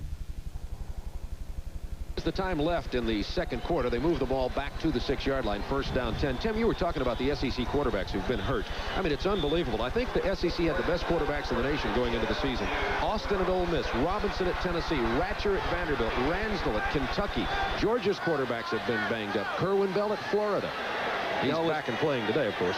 He was questionable going into today. Wickersham. It's complete to the 23-yard line. With 82, Wendell Davis. 16-yard pass completion, and LSU gets themselves out of the hole on one flick of the wrist from Jeff Wickersham. There's another baseball score from Penn State, 5-3. Georgia really handing it to Tulane. Tulane winless and really struggling, and Georgia playing at homecoming. Tennessee in front of Rutgers at Neyland Stadium in Knoxville. First quarter score. Rutgers got the tie with Florida to open the season, but since then has really struggled. Here comes Sammy Martin. Ooh, wow. And he goes down hard at the 27-yard line. Foul away. Talking to Ron Case, the secondary coach for Mississippi, said Flakes is really a sticker. You know, he's a good athlete and got pretty good quickness, but what he does best is bring down the hammer. And that time, he introduced himself to Sam Martin. You know, we're just past Halloween, and most of our crew dressed up in their Halloween garb. That was our director, Ken Fouts, there. Second down, 6 from the 27, LSU. Wickersham. It's complete. And out of bounds at the 44-yard line goes number 82, Wendell Davis. Joe Nathan Shelley covering on the play. Another 16-yard completion. And Wickersham now 8 out of 15 for 88 yards. And he's really connecting well. Right. When he's on stride, he's as good as anybody there is. Boom. I mean, he gets it out there in a hurry. At one point, Wickersham was 0 for 6, Tim, and since he was 0 for 6, he's only thrown one incompletion as he went to 8 for 15. I think you have to credit Mississippi's defense early, though. There weren't many people open. It wasn't that he wasn't throwing the ball well. Hilliard to the 49-yard line, 60, Michael Portis with the stop for Ole Miss. LSU leading in this game, 14-0, 3:12 to go, second quarter. LSU 2-1 in the Southeastern Conference. And they've got an excellent opportunity to win this conference championship. Of course, they know that better than anybody else. After this game, they play Alabama at Baton Rouge next week, followed by Mississippi State on the 16th. And then LSU's SEC schedule is over after that November 16th game with Mississippi State. Wickersham. Incomplete at the 35-yard line. On the first down pass, the attempt to Raji McGee.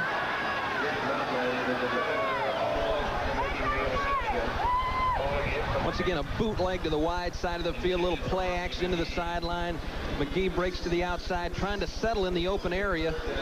Wickersham throws it a little bit behind him because that's the only place he can get in there, and McGee pops it up in the air, and you see Greg Jackson. Well, you don't see him, but Greg Jackson almost had a chance to pick that ball off for Mississippi.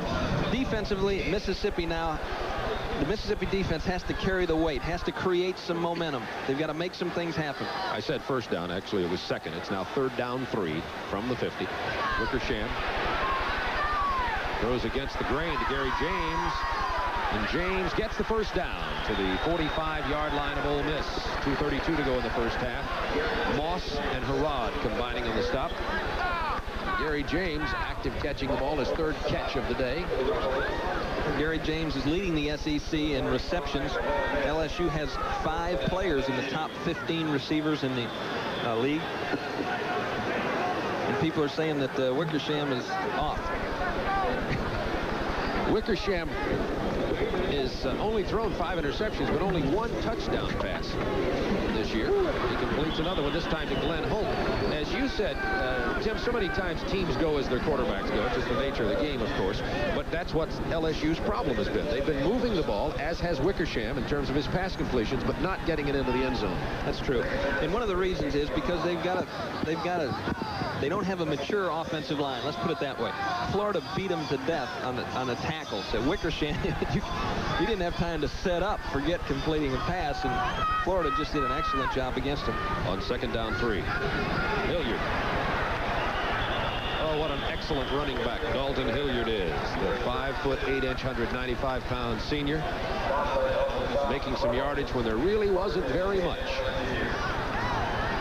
See Harrod, he's stacked in there. A good block by Nacho Albergamo. And here goes Hilliard. And we have seen him do some amazing things in the past. Great balance, those, like we mentioned before, those big thighs, good quickness, and he can hurt you. It's 1st down 10, LSU at the 33-yard line of Ole Miss. LSU started this drive on their own 6-yard line. Here's Gary James. Penalty marker down. James is down with a 1st down carry at the 20. Jeff Noblin with a tackle, but there is a penalty marker at the line of scrimmage. Preliminary indication is that it's against LSU. Holding Bengal Tigers.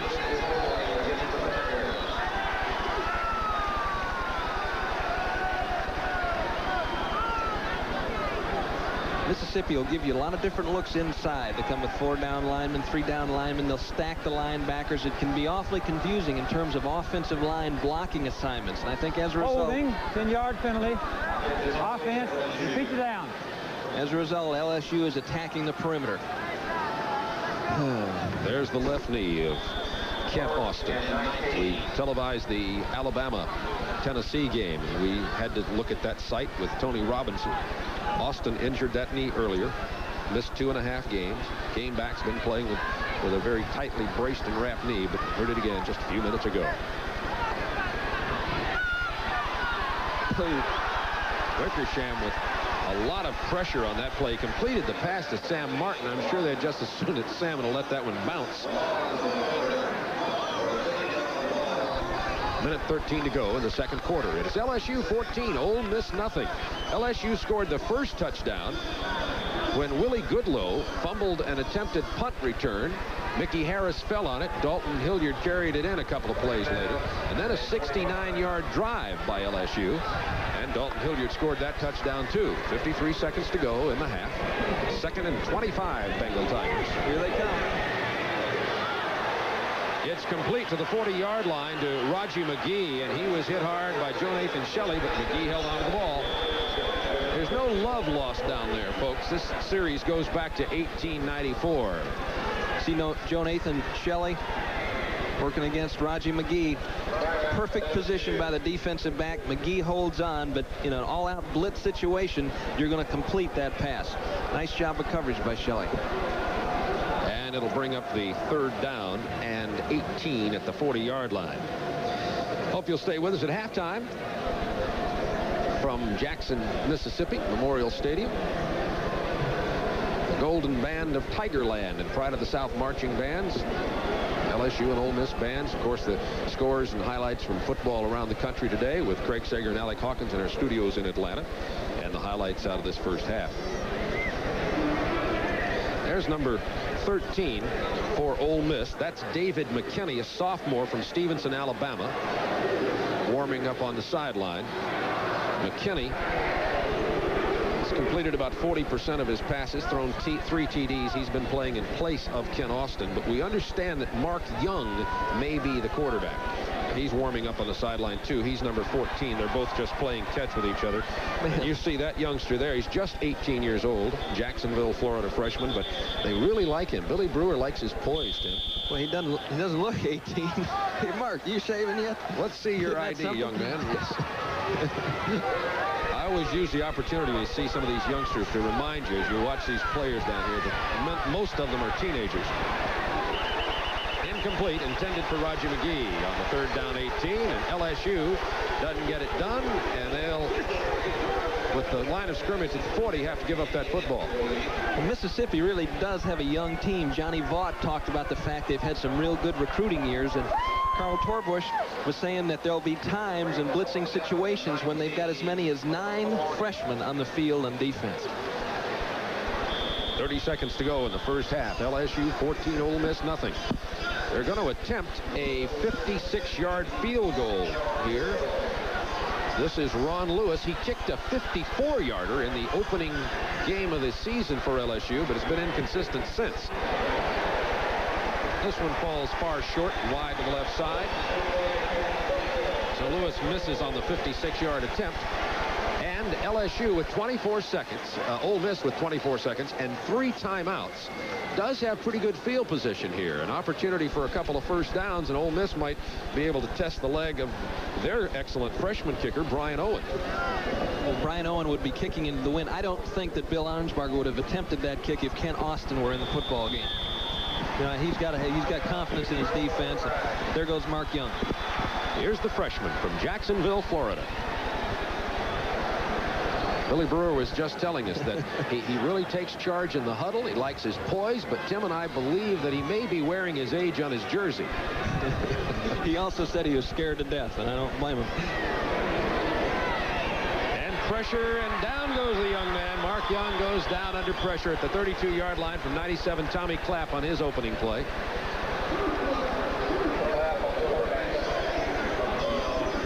Seconds remaining in the half. That was an 8-yard loss.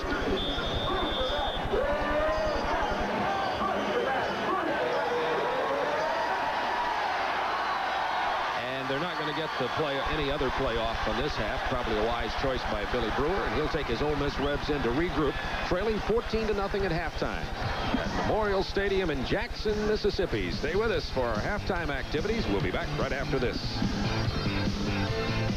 Stay on top, quick feet. Oh, that's good for him. Man, I tell you, now that's tough to get the hang of. So is that smokeless tobacco, Walt. Go long cut? Nah, it's real easy to use. Let's give it a try. Long cut means it packs easy, so it stays put between the sheet and gun. Not moving around. Yep, Skull Long Cut makes it real easy to enjoy tobacco without lighting up. Got a nice taste to it. And it comes in wintergreen or mint. Easy to use, great taste. That's Skull Long Cut. It's as easy as falling off a log. Walt? Coach Riley, he's back. He can't be back. He's sick in the hospital. Yeah, they said he might never come back. All right, lunkheads, less than 30 seconds. Today, more people survive cancer of the colon, thanks in part to a test that provides early detection. And Eckerd pharmacists have given out over 1 million of these tests, free. Mr. Conley, what's so funny?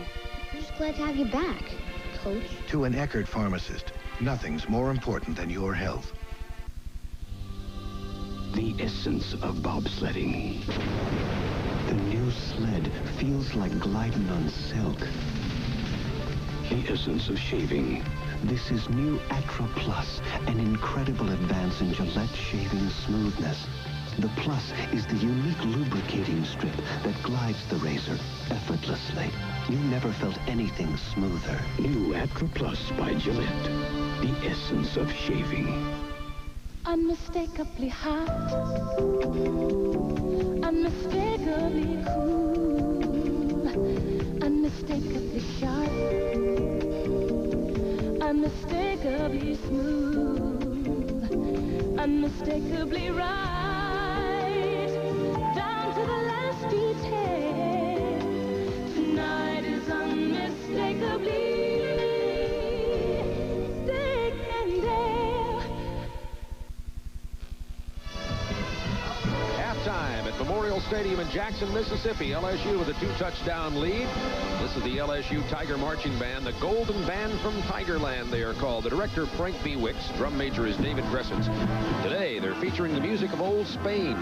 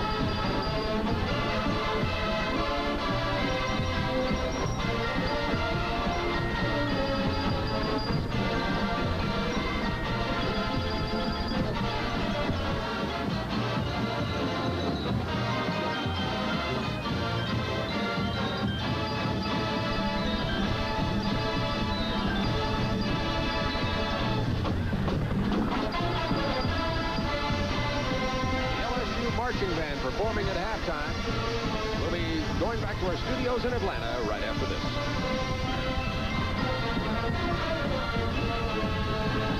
When do you say L.A.? When I've got an afternoon of painting ahead of me, I say L.A.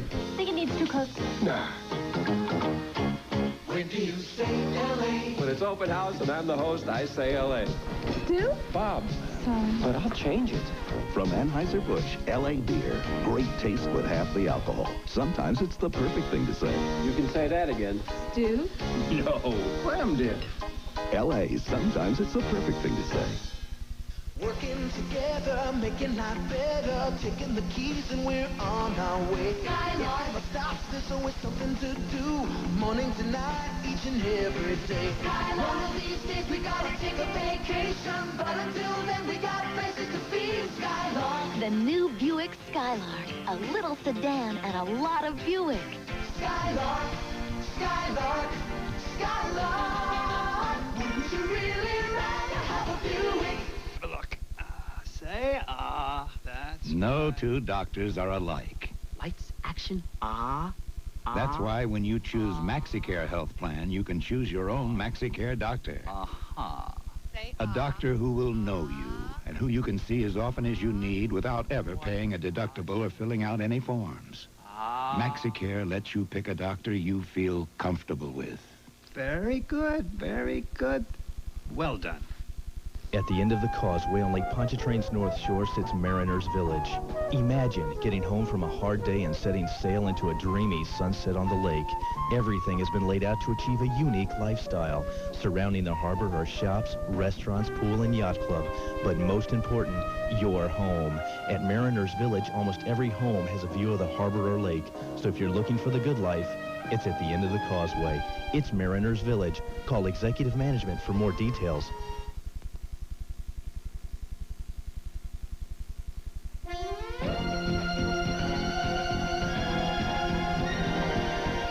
Super Football Saturday continues in studio with Craig Sager and Alec Hawkins. A week ago, Ole Miss scored 49 points. So far this afternoon, they're scoreless. What happened? LSU is showing the defense they have down there. Kid Austin usually leads this Mississippi team. He left the game, and I'm sorry to report that it looks like to me that he will not be back this day or any day this year. That's bad news for him. He's a great athlete, great scholar athlete, too. Yes, sir. Other scores we're going to be keeping an eye on. The Big Ten, the battle, #1 ranked Iowa playing at Ohio State. Keith Byers is not going to play in that ball game. We'll update that one for you a little bit later on. This looks like a baseball score. Boston College on top of Penn State, 5-3 at the half. Nebraska, Kansas State, not underway as of yet. Michigan, Illinois, no score in the first. Florida, Auburn, we'll keep a close eye on that one for you as well. San Diego State playing at Air Force. Kansas, Oklahoma, no score as yet. Same with Miami, Florida State. Arkansas, Rice. Oklahoma State, Colorado, no score. That is in the second. LSU, our ball game, as we mentioned, on top 14-0. Brigham Young trying to bounce back from that upset last week to the University of Texas at El Paso. The Georgia Bulldogs running all over Tulane, 31-3 at the half. Tennessee on top of Rutgers. Doug Dickey connected with a touchdown pass to Keith Davis, and Chris White intercepted a pass, ran that 55 yards for another score. SMU, Texas A&M, that is a ball game that will be starting later on tonight. Alabama playing at Mississippi State. What about Minnesota, Michigan State? Well, it's Lorenzo White day up at East Lansing, Michigan. He scored 3 touchdowns on the day. He's already rushed it. Here's his first touchdown of the day, his 9th of the season, as he goes over the top, giving Michigan State a 14-0 lead. Reserve quarterback Alan Holt takes it in on a perfectly executed option, and there's a score to 17-7. But that man again, Lorenzo White, sweeps left side. Look at a quick feed as he goes in for his 10th touchdown this season, giving him a 31-17 lead. And Syracuse on top of Pittsburgh, 6-0. Not a very good day for a football game in Pittsburgh. Charles Gladman, the running back for the Panthers, gets the call right here and tries to go outside. But watch Cooper Gardner strip the ball away from him. That led to a field goal by Don McCauley. Then Syracuse going for what appears to be a touchdown. Is this a TD? Only if the official signals it is. 1 foot has to be in bounds. There it is. So apparently, neither of the officials wrong. Well, they said no touchdown. Led to a field goal at 6-0. That is now in the 3rd quarter. Tonight on the Superstation, it's West Virginia at Virginia. Let's go to the voice of college football for a preview. Hello, everybody. I'm Lindsey Nelson with Virginia coach George Welch here at Scott Stadium in Charlottesville, Virginia.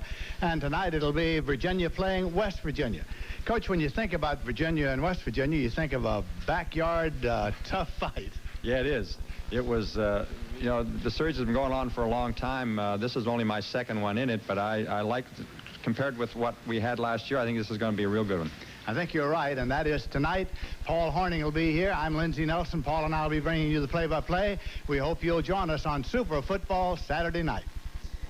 An update for you. Purdue leads Northwestern 14-0. We'll be back with more scores and highlights in the second half of LSU Ole Miss after a visit to both schools. Louisiana State University is celebrating 125 years. The LSU story began in Pineville, Louisiana, as a tiny school with 19 students and 5 faculty members. The present-day site grew from humble beginnings upon plantation land in Baton Rouge. Today, nearly 30,000 students attend the oldest and largest public institution of higher learning in Louisiana. They come from every state in the nation and 100 countries to one of the most beautiful campuses in the world. A unique campus that remembers where LSU has been and looks ahead to where LSU is going. The LSU campus is a unique combination of styles and a perfect blending of the old with the new. Students get a great education at LSU with a diverse curriculum and excellent faculty. The spirit of progress continues to make LSU the Louisiana success story.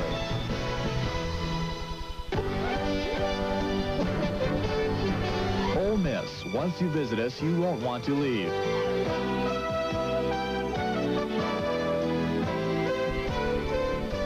Ole Miss, a legacy of achievement, a vision for tomorrow. For 138 years, the University of Mississippi has been offering outstanding academic programs as exemplified by our 22 Rhodes Scholars in one of the most beautiful academic settings in the United States. Ole Miss, a warm, friendly place, a place to learn and to grow. There's so much love and friendship here and consideration between the people. The education I've gotten here at Ole Miss is just, you know, is wonderful. Ole Miss, a special place to be and to return to. I still think that the 4 years that I spent here are the best 4 years of my life. Ole Miss, we're for you.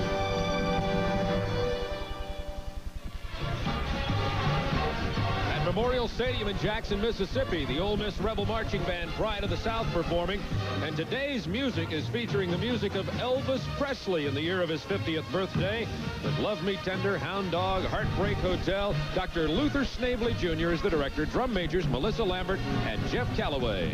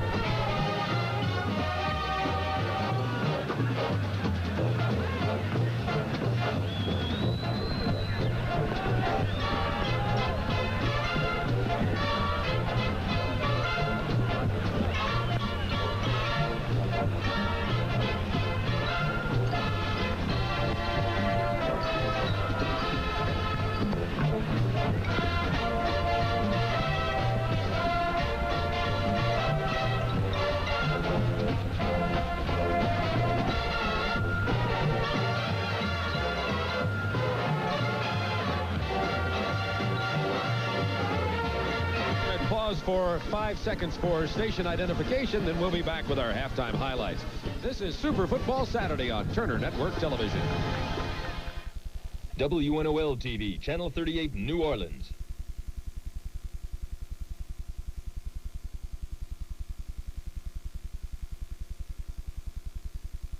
You can be a part of all the color and excitement of Tiger football with the Tiger Vision pay-per-view network. For little more than the price of a ticket, the game of the week will be delivered to you, putting you in the huddle, on the sideline, and right on the 50.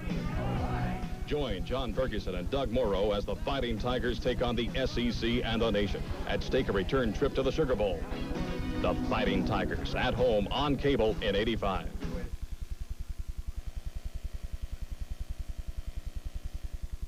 Live LSU football with Tiger Vision on Cox Cable. I shrimp boats my life. I work hard, and I'm the best at what I do. I like people to know that and to treat me that way, just like the people at Don Bone Ford. Man, what a deal I got on this truck. That's why I'm telling everybody I know about Don Bone Ford. They're people you can trust, they're honest, and they treat you right. When they say whatever it takes, you can believe that, my friend. Don Bone Ford, Lapalco at Woodmere, whatever it takes. Of total offense for LSU in the first half, 48 for Ole Miss, and the worst news for the Rebels is that their fine quarterback Ken Austin has injured his knee again. Let's have a look at the highlights and talk a little bit about what that'll mean to the Ole Miss attempt to regain the lead here, trailing 14-0. This is early in the game. Matt DeFrank with an excellent punt. Willie Goodlow fields it for Ole Miss on his 6.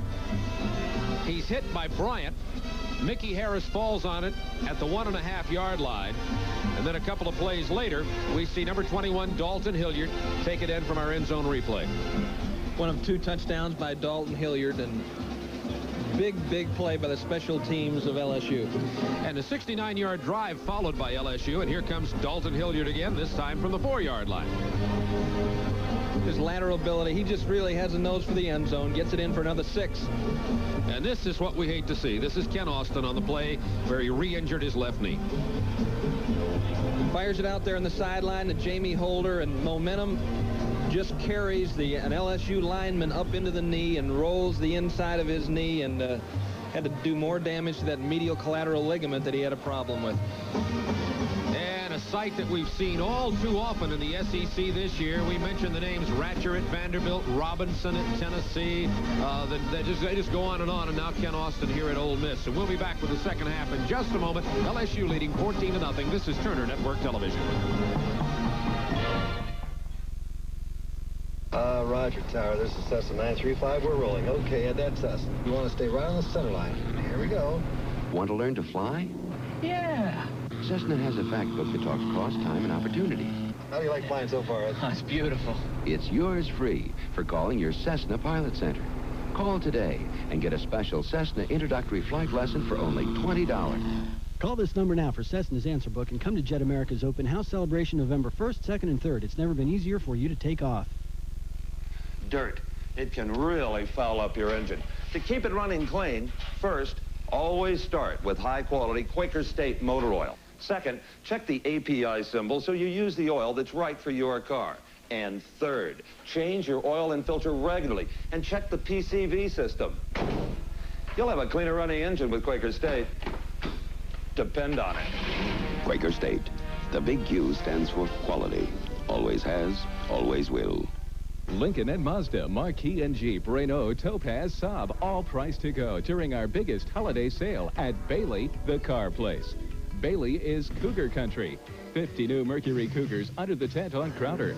Lifetime values like this Cougar GS for only $135 a month. $135 a month for this new Cougar with air, radio, and so much more during our biggest holiday sale at Bailey, the car place. Great weeknights on Channel 38 begin at 5 with Happy Days. Sis boom ba. That's it. Followed by that zany duo Laverne and Shirley at 5:30. At 6, Kip and Henry are truly bosom buddies. I feel like a completely different kind of man. And at 6:30, the Romanos live life one day at a time. We talked about you a lot. Had a few laughs. 4 great ways to spend your weeknight, starting with Happy Days at 5 on Channel 38. No, Ole Miss has not fielded an entirely new football team here in the second half. You see, they were in blue jerseys in the first half, now red jerseys. The reason is very simply that because of the wet conditions here, Coach Billy Brewer wanted the players to have dry jerseys, lighter jerseys for the second half, and they are the red ones. So they put on their red jerseys for the second half of play. Maybe that'll bring them a little bit of luck. They certainly offensively have had none in the first half. The worst luck was the injury, the re-injury to the left knee of quarterback Ken Austin. As you can see, very little yardage, 48 yards for the Rebels right midway down the column there, and 192 for the LSU Tigers. LSU's also dominated control of the ball, having it nearly 18 minutes to the 12 minutes for the Rebels. So you see the field position also quite a different story for the two teams also. And 14-0 LSU lead. And Tim, I always like to ask you this. Ole Miss going to have an opportunity to go on offense here to start this half. What do you expect from them with their young quarterback Mark Young having to play in place of Austin? What usually happens in a situation like that, Bob, is you really have to go in at halftime and simplify what you're going to do. It really eliminates a lot of options you might have had with a fellow like Ken Austin, who can read defenses and knows how to get into the right situations, check off blitz situations. And so you just got to try to get back down to the very basic coverages and in terms of patterns. Here comes Goodlow. To about the 17-yard line, and down he goes, and here comes the new quarterback, Mark Young, number 14. And as we saw Tennessee do against Alabama, the defense really has to answer the bell now. You know, if Mississippi is going to come back in this game, the defense has got to cause some turnovers. They've got to shut down the LSU offense, take the ball away from them, and create the momentum.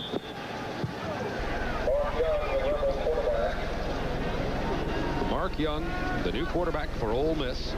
There you see the success that Ole Miss had. I should phrase that lack of success offensively in the first half. First down 10 from the 17-yard line. Handoff to Cleveland, almost dropped it. He's trapped in the backfield, and down he goes at the 9-yard line. Just inside the 10, the freshman running back. Cleveland goes down for the loss, and Ken Austin, with the shoulder pads off, on crutches. Has to be awfully discouraged for him. Has had a great career at Mississippi. We saw him set an NCAA record for most consecutive completions right here in this stadium against Tulane here several years ago, and just had a great career. Had a problem with confidence though, and he seemed to have turned the corner. According to Billy Brewer, was having a fantastic year, and then this happens. Here's Chuck Cleveland to the 13, and down he goes. Just underway in the third quarter, and we might mention that the rain is now falling steadily here at Jackson. They had a 70% chance of rain, and right now I'd rank it at 100%. It'll be 3rd down 14 for the Ole Miss Rebels. You can see why they've had a real problem running the football against the LSU Tigers.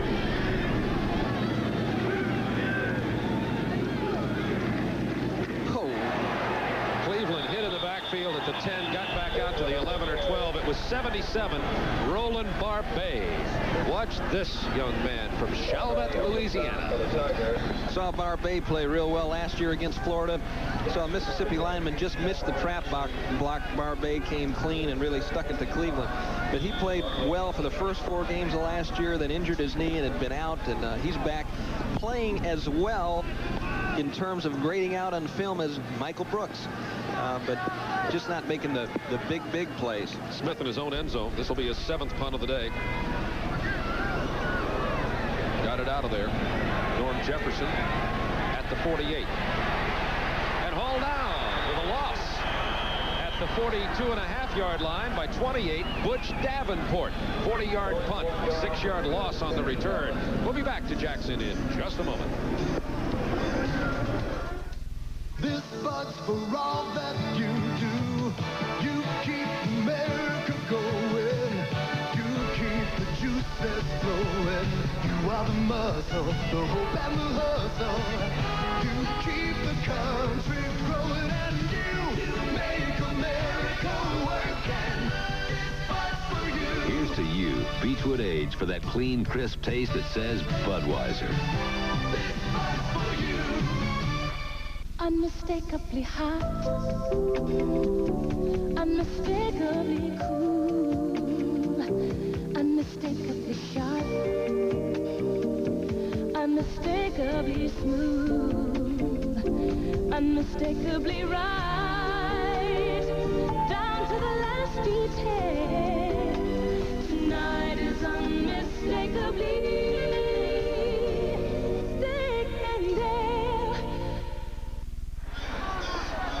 LSU head coach Bill Arnsparger enjoying the 14-0 lead. 1st down 10 from the 42-yard line. LSU.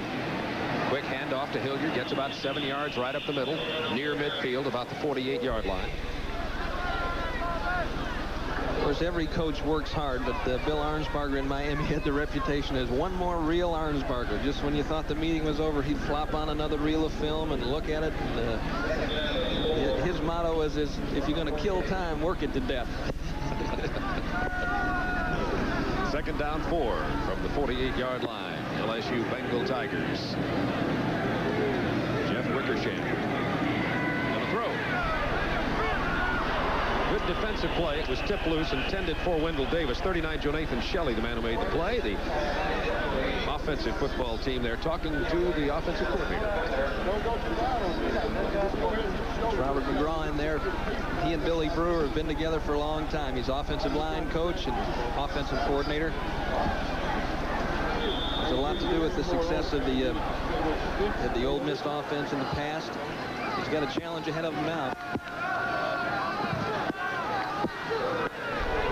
On a 3rd down 4 from 48. In case you hear the popping noise on your television sets, that's the rain hitting our microphones. And about everybody got to Ken Austin that time. A lot of pressure there. The Ole Miss defense firing up this crowd here as Wickersham went down. That's just about all the Ole Miss Rebel fans have had to cheer about today is a few good plays by their defensive unit. Wickersham now 12 of 23 for 101 yards. Both the LSU touchdowns have come on the ground. When Billy Brewer came a couple of years ago to Ole Miss, you know, they had got off to kind of a slow start, 1-5, and then they won 5 games in a row, and they basically were doing it with their defense. Their defense was keeping them in football games, and they'd make a play or two on offense, and they really opened things up last year against Mississippi State when we were here and started to throw the ball out around, score some points. Ambrose to the 16, maybe 17-yard line, and J.R. Ambrose goes down. He hasn't had much opportunity to get anything done today. 37-yard punt, 2-yard return. He was hit by number 11, Chris Carrier. This is Super Football Saturday on Turner Network Television.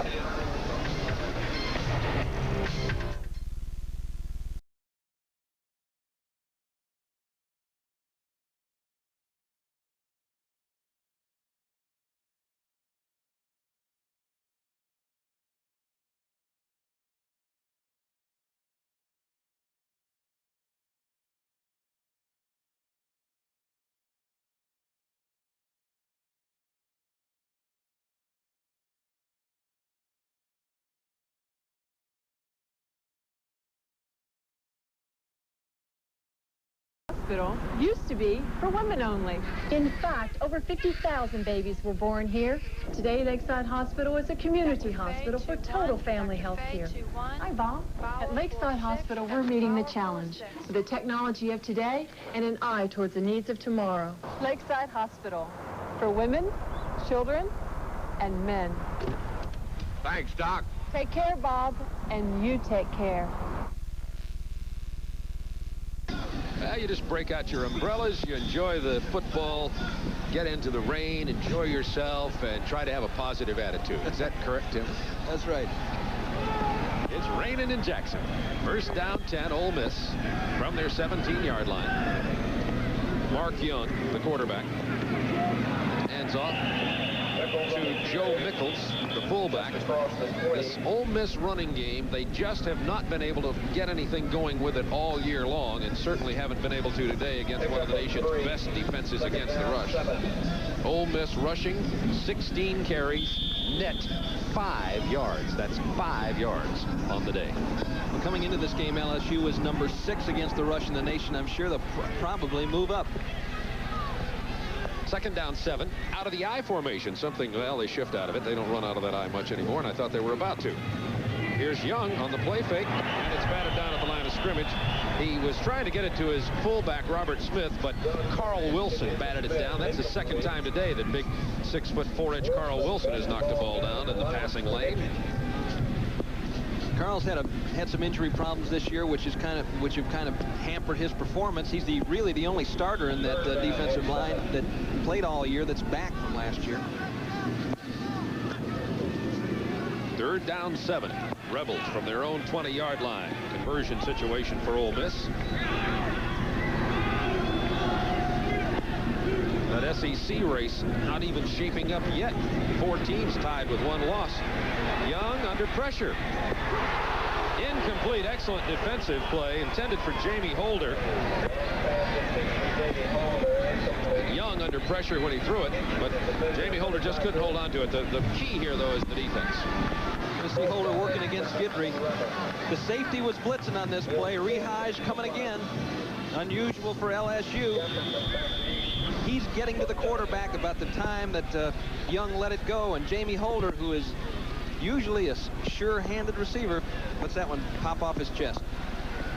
And Bill Smith in to punt again, his 8th punt of the afternoon.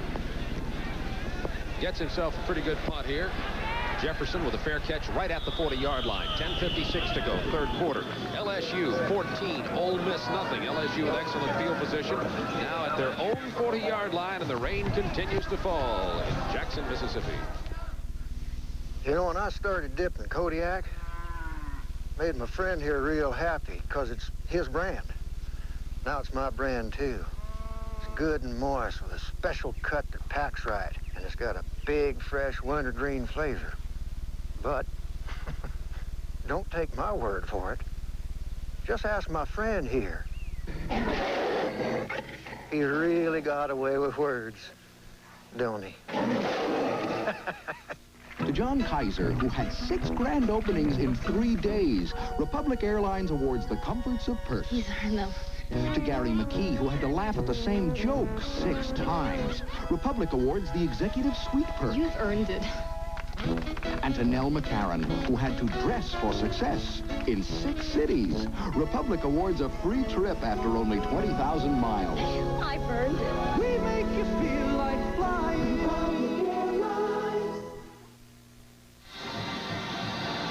Mamas, don't let your babies grow up to be football players if you want them to stay clean. It is a mud bath down there today. First down, 10 LSU from the 40. Dalton Hilliard out to the 46-yard line, tripped up by 60 Michael Portis. Some scores around the nation college football today. Boston College, look at that, 12-3 leading Penn State, and that's a third quarter score. Auburn out in front of Florida, 3-0 in the second quarter. That one down at Auburn, of course. Oklahoma State leading Colorado 7-3. Syracuse with 2 field goals in the fourth period.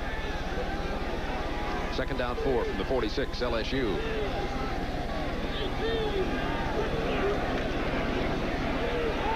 Oh, big defensive play there, right at the line of scrimmage. Hilliard is knifed down by number 60, Michael Portis, who has 5 big tackles in this game. There's Bill Brewer, the coach, and to his left, his son, Brett Brewer. Brett, a former player who's very close to his dad. They talk about football and really kind of work together. Clemson leading Wake Forest. Third quarter score. Billy Brewer, great player here at Ole Miss. Played with the Washington Redskins for a couple of years. Was a rookie with Tom Osborne, the head coach of Nebraska. Trying to revive that football tradition at Ole Miss. He certainly loves Ole Miss football. I think Warner Alford's got him a good man here in Billy Brewer. And they have done an excellent job in the last few years recruiting. There's Dick Burleson with the announcement of the penalty. Dead ball foul, personal foul, offense, third down. LSU now penalized 6 times in this ball game. It's been one of the most powerful weapons Ole Miss has had today, I'm sorry to say, from the Rebels' point of view. Here's Wickersham, open, pumps, and now he is swarmed under by the red jerseys. This Ole Miss defensive unit really came to play in the second half. It was Bubba Dickey with his 6th tackle. Penalty markers are down 2.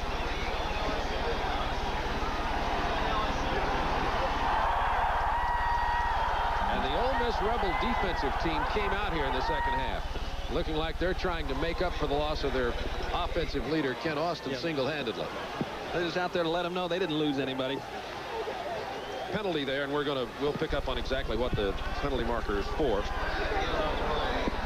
Let's see if we can see it. Here's the end of that play. See Bubba Dickey, 52, getting there. Dan Boyce, 75. Benton Reed coming around the top. Looks like Jay Webb, 96. And personal foul. Personal foul against LSU. There you see it. I think that was number 83. Benton Reed was the guy getting knocked over there.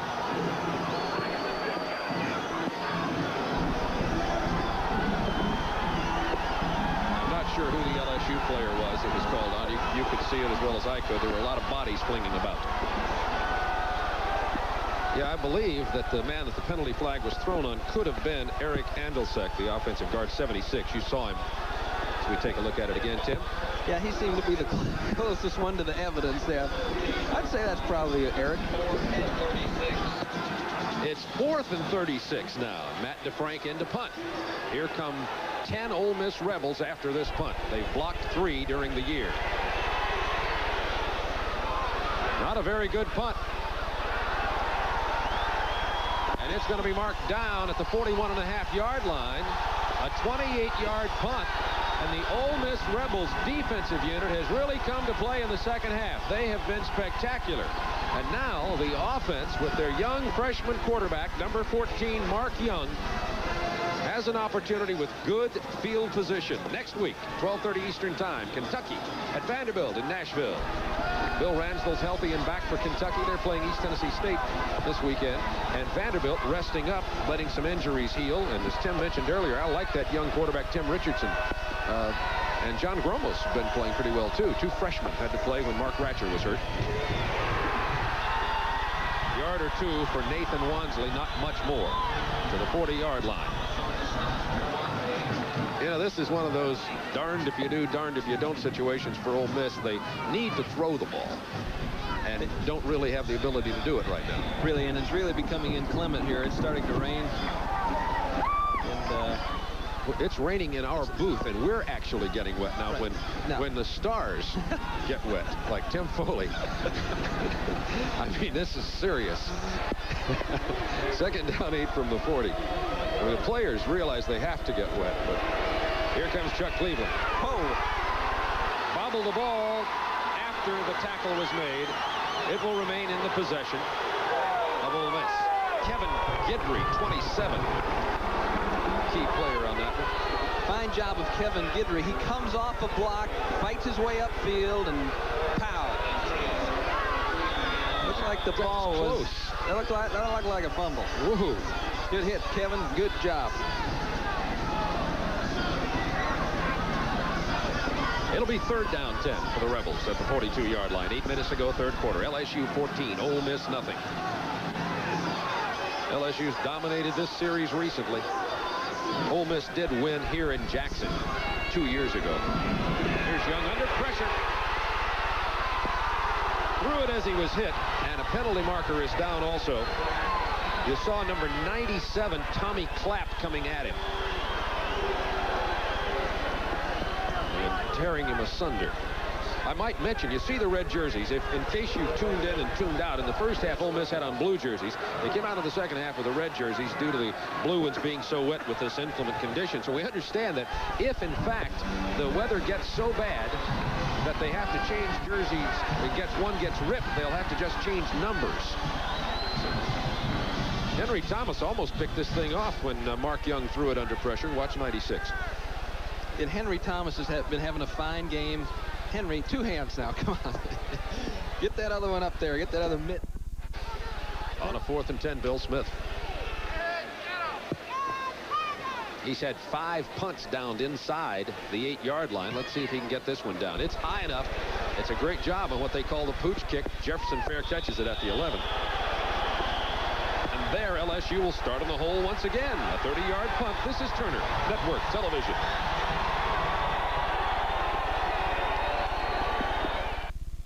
Max Burnell of Southern Sales Systems is a food service broker. When Toyota of Jefferson sold them their Toyotas, they got a perfect match. Southern Sales Systems bought its first Cressida in 1982. Since that time, Toyota of Jefferson has sold us over 15 Toyotas, each one with a nearly perfect service record. There's no match for that kind of quality. You and your Toyota. A perfect match is waiting for you at Toyota of Jefferson. Are you ready? I am ready. Cut the video. I'm coming out. Weeknights at 10, Channel 38 presents the unedited versions of that TV classic, The Honeymooners. That sounds good. Let's watch that. Now see all of Ralph and Norton's antics. You're doing it the hard way.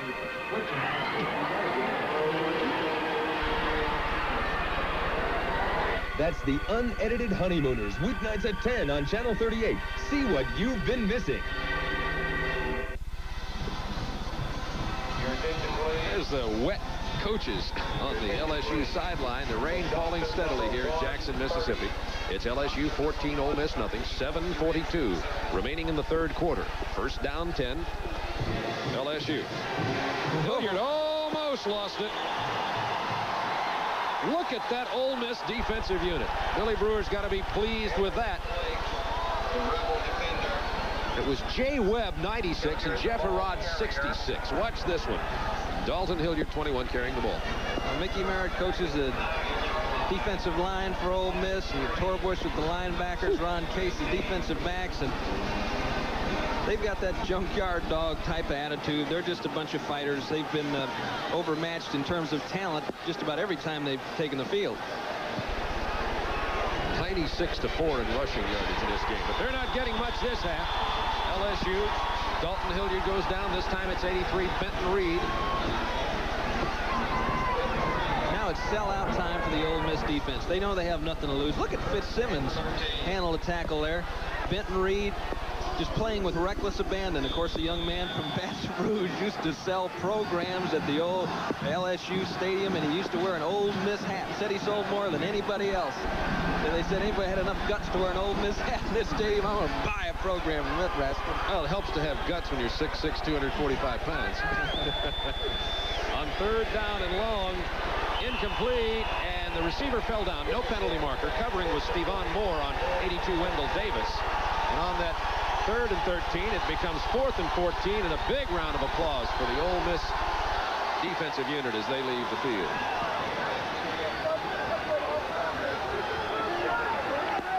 There's mighty Ben Morris working on his teammates on the sideline. And now Matt DeFrank's punting out of his end zone again. And once again, 9 of the Ole Miss Rebs are going to be coming after this punt. They have twin safeties, Goodlow, 24, and 6 Ambrose back to take the punt. Last time he really took his time getting the ball off. They're not rushing this one, though. He gets off a poor punt, though. It is going to take an LSU bounce at the 48. It's Ambrose down to the 41-yard line. That's exactly where Ole Miss started their drive last time. They could get nothing done and had to punt the ball away. That was a 39-yard punt, 7-yard return.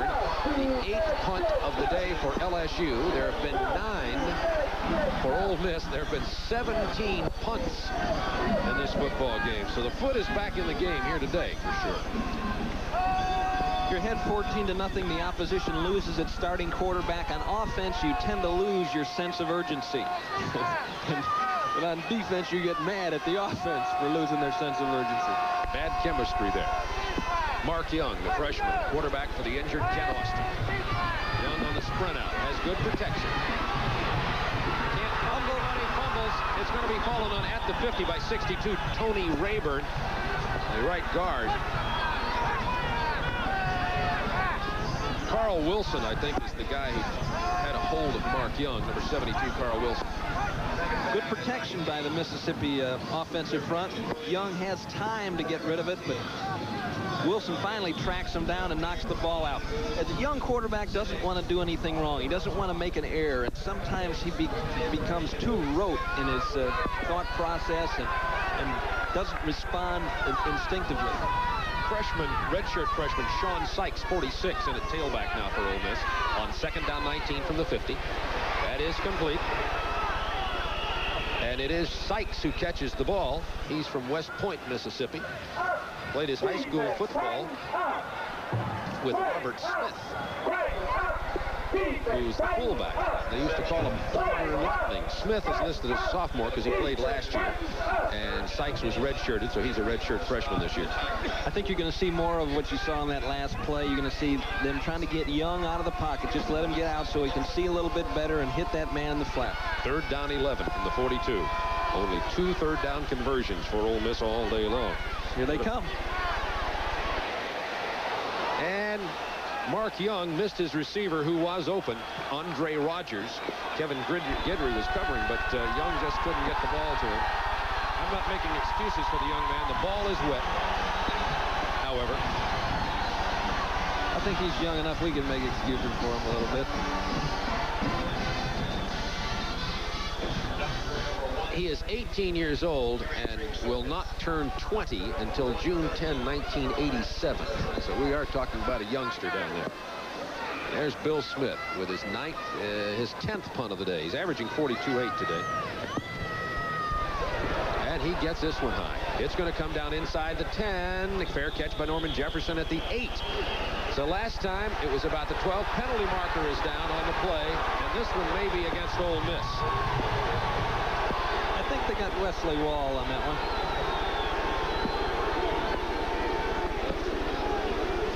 If so, it'll help LSU get out of the hole. Excellent job of punting that ball down inside the 15, 10-yard line by Bill Smith, even though his yardage is going to go down a little today.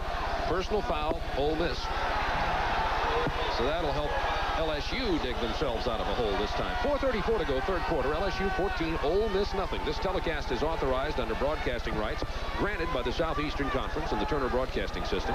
Any publication, rebroadcast, retransmission, or other use of the pictures, descriptions, or account of this game without the express written consent of the Southeastern Conference and the Turner Broadcasting System Incorporated is prohibited. And there is the young quarterback, Mark Young. And since coming in to replace the injured Ken Austin, he's 1 out of 5 passing the ball for 7 yards. So they spot it out here to the 23. First down 10, LSU. Wickersham gives it to Gary James. James to the 27 and down. He was hit by 75 Dan Boyce from Pelahatchie, Mississippi. Ben Morris, the sophomore, also in that play. He's been playing well from his defensive end position. Mention our thanks to the sports information directors, Jamie Kimbrough, LSU, and Langston Rogers from Ole Miss. Langston always treating us well when we're in Mississippi for a football game. Had a very fine evening. He and some Mississippi folks last evening, and some LSU folks I might mention. Penalty markers down. We was out to dinner at Jerry Pisano's place, right? The Fisherman Wharf. Always good food. Speaking of good food, I was down in Baton Rouge to talk to the LSU coaches on Thursday. Went to Phil's Oyster Bar. And, of course, Phil doesn't own a place. A guy named Gus Piazza. Of course. You know, Tim, that's a great idea. There's a penalty against LSU. You should write a book, Tim Foley's Football Restaurants. That'd be a good idea. I'd tell you, Phil's have to rank right up there. I'm sure Bill Arnsparger's been there. Illegal motion, offense. Gus's sister named Margaret. Boy, she could cook some stuff. Update on that Auburn-Florida game. Auburn is leading 3-0. It's being played at Auburn, and we just learned that running back Neil Anderson for Florida has injured his knee and is out of the game for the University of Florida. Big blow to the Gators. We'll try to get a further update on the seriousness of the injury. Gary James with a yard, maybe less. On a 2nd and 12 from the 22, James gets about a yard. Neil Anderson went into the game bummed up a little bit on his knee. He's the second leading rusher in the SEC going into the game with 690 yards on the year. Bo Jackson, have no report on what Bo Jackson's doing in the game, but Bo Jackson was averaging 200.3 yards a game and had 1,402 yards, as he is clearly the leading Heisman Trophy candidate in the nation. In my opinion, just call off the balloting unless Bo just decides to retire early. On the 2nd down, 12, Wickersham. Oh. Down he goes, fumble. Hilliard picked it up, but I believe, yes, they are saying that the ball was fumbled, but Hilliard recovered it. I think it was Wesley Walls, number 80, who got the ball, who knocked it loose. Protection holds up for a while as Wickersham goes back. You see Walls coming right up the gut, fights off the blocker, knocks it loose. Dalton Hilliard recovered the football, tried to scramble upfield. Wesley Walls is going to be a fine player. He's a true freshman. One of the most valuable players in the Mississippi State All-Star game, and just a fine prospect. You have to wonder if Goodlow or Ambrose aren't going to break one of these punt returns. So far, they haven't been able to get much done, though. And this time, they get the ball at their own 44-yard line. Number 24, Goodlow, with the punt reception. Portions of today's game are brought to you by Buick and your Buick dealers. For comfort, innovation, and a real commitment to quality, it's today's Buicks. 2 minutes, 10 seconds remaining in the third quarter from Memorial Stadium in Jackson, Mississippi. LSU 14, Ole Miss nothing. Ole Miss has been unable to get anything uncranked offensively today. The quarterbacks have completed a total of 5 passes out of 20 attempts. The most rushing yardage by any player is 10 yards and 3 carries by fullback Joe Mickles. Here's Mark Young. All day to throw. It's batted at the line of scrimmage. Ball's incomplete. Henry Thomas got it, I believe. This is freshman Mark Young, who went to Ed White High School in Jacksonville. Billy Brewer said that he really was well coached in high school. His high school coach, Troy Lamb, coached him, and said he really came in with a lot of the skills that a lot of young players don't have. This young man who's had himself a good afternoon at 60, Michael Portis. Michael Portis, playing well on the nose for Mississippi. 2nd and 10 from the 45.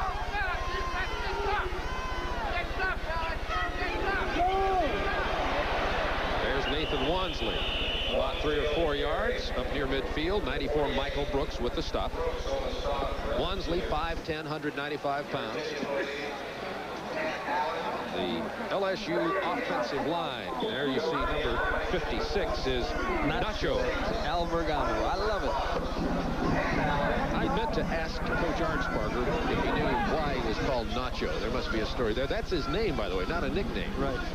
He was talking to, they're all talking to Pete Manguri, and the offensive line coach down there. 3rd down 7. Incomplete, right in and out of the hand of Sean Sykes. And there's going to be a penalty marker, probably for roughing the quarterback on Steve Rehage, number 7. He hit Young after the pass was thrown. So there may be an LSU penalty coming up here. The flag was at the point of the hit on Young, and Rehage was the man back there on him. Well, Mike Archer's telling Steve Rehage about it right now. That's one thing that a Bill Arnsparger coach team doesn't usually do. Just make flagrant mental errors. That's a mental error. The ball's away. Get away from the quarterback. You're not proving anything. And Rehage is probably so unused to blitzing, he's not sure what to do when he gets that close. Big penalty. Down to the 37-yard line. Roughing the pass or penalty. Defense, automatic first down. And it takes it to the 37 of Ole Miss. So Ole Miss got that good field position again. It's LSU 14, Ole Miss nothing with 1:25 to go. And LSU has been unable to do anything offensively here to try to build that lead.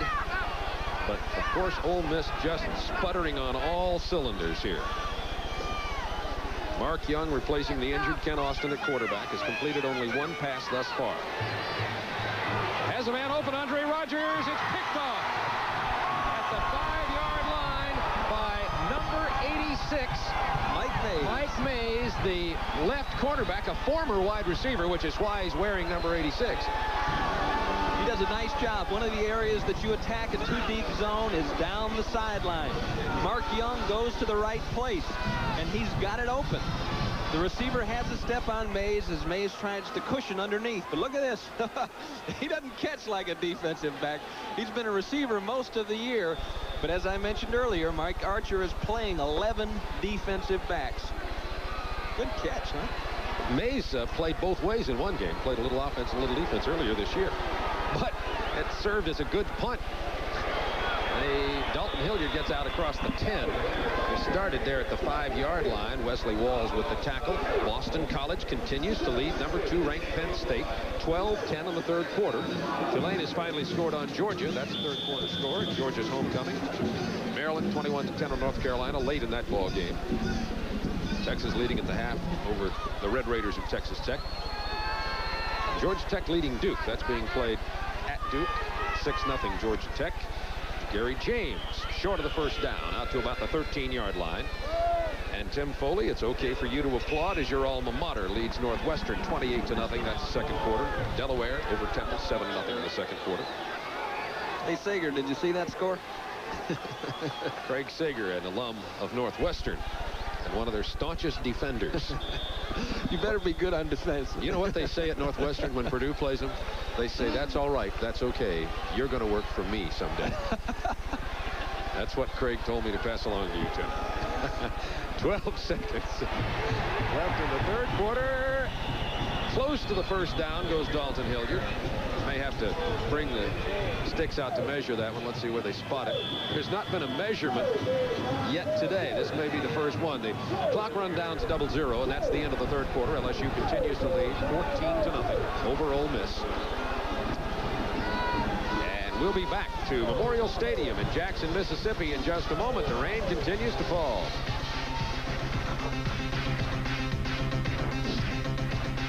Give me a deadline, give me a goal. Give me a challenge, cause I'm on a roll. Give me savvy, give me cool. Give me savvy, give me cool. Give me a car that breaks all the rules. Somerset, come on, set me free, yeah. Somerset, give me the look, give me the feel.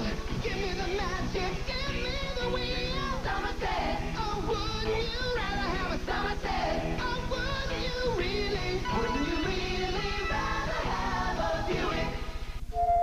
Not so very long ago, the average 4-cylinder engine looked something like this.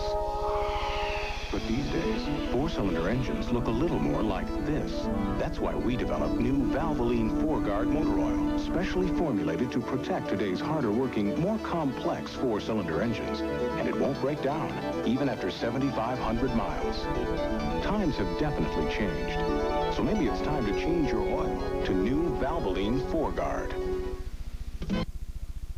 Come see us now. Come enjoy the excitement and convenience of Lakeside. You'll find a new look at some of your old friends, new shopping areas, additional shopping space, attractive displays. The Lakeside Mall area has undergone a multi-million-dollar renovation. You'll find new stores at Lakeside, and you'll find the new fall fashions in a full range of styles, color, and size. So come see us now. We're conveniently located, so come enjoy and relax at Lakeside, one of the world's great shopping centers. You can check the rates every week, and you'll see that Gulf Federal pays a higher rate consistently. So if you have a savings account at a financial institution or a money market mutual fund at a brokerage firm, chances are you're losing money because Gulf Federal pays a higher rate consistently. And this week's Eagle Fund rate is... Compare our rates, and you'll switch. Switch to the Gulf Federal Savings Bank.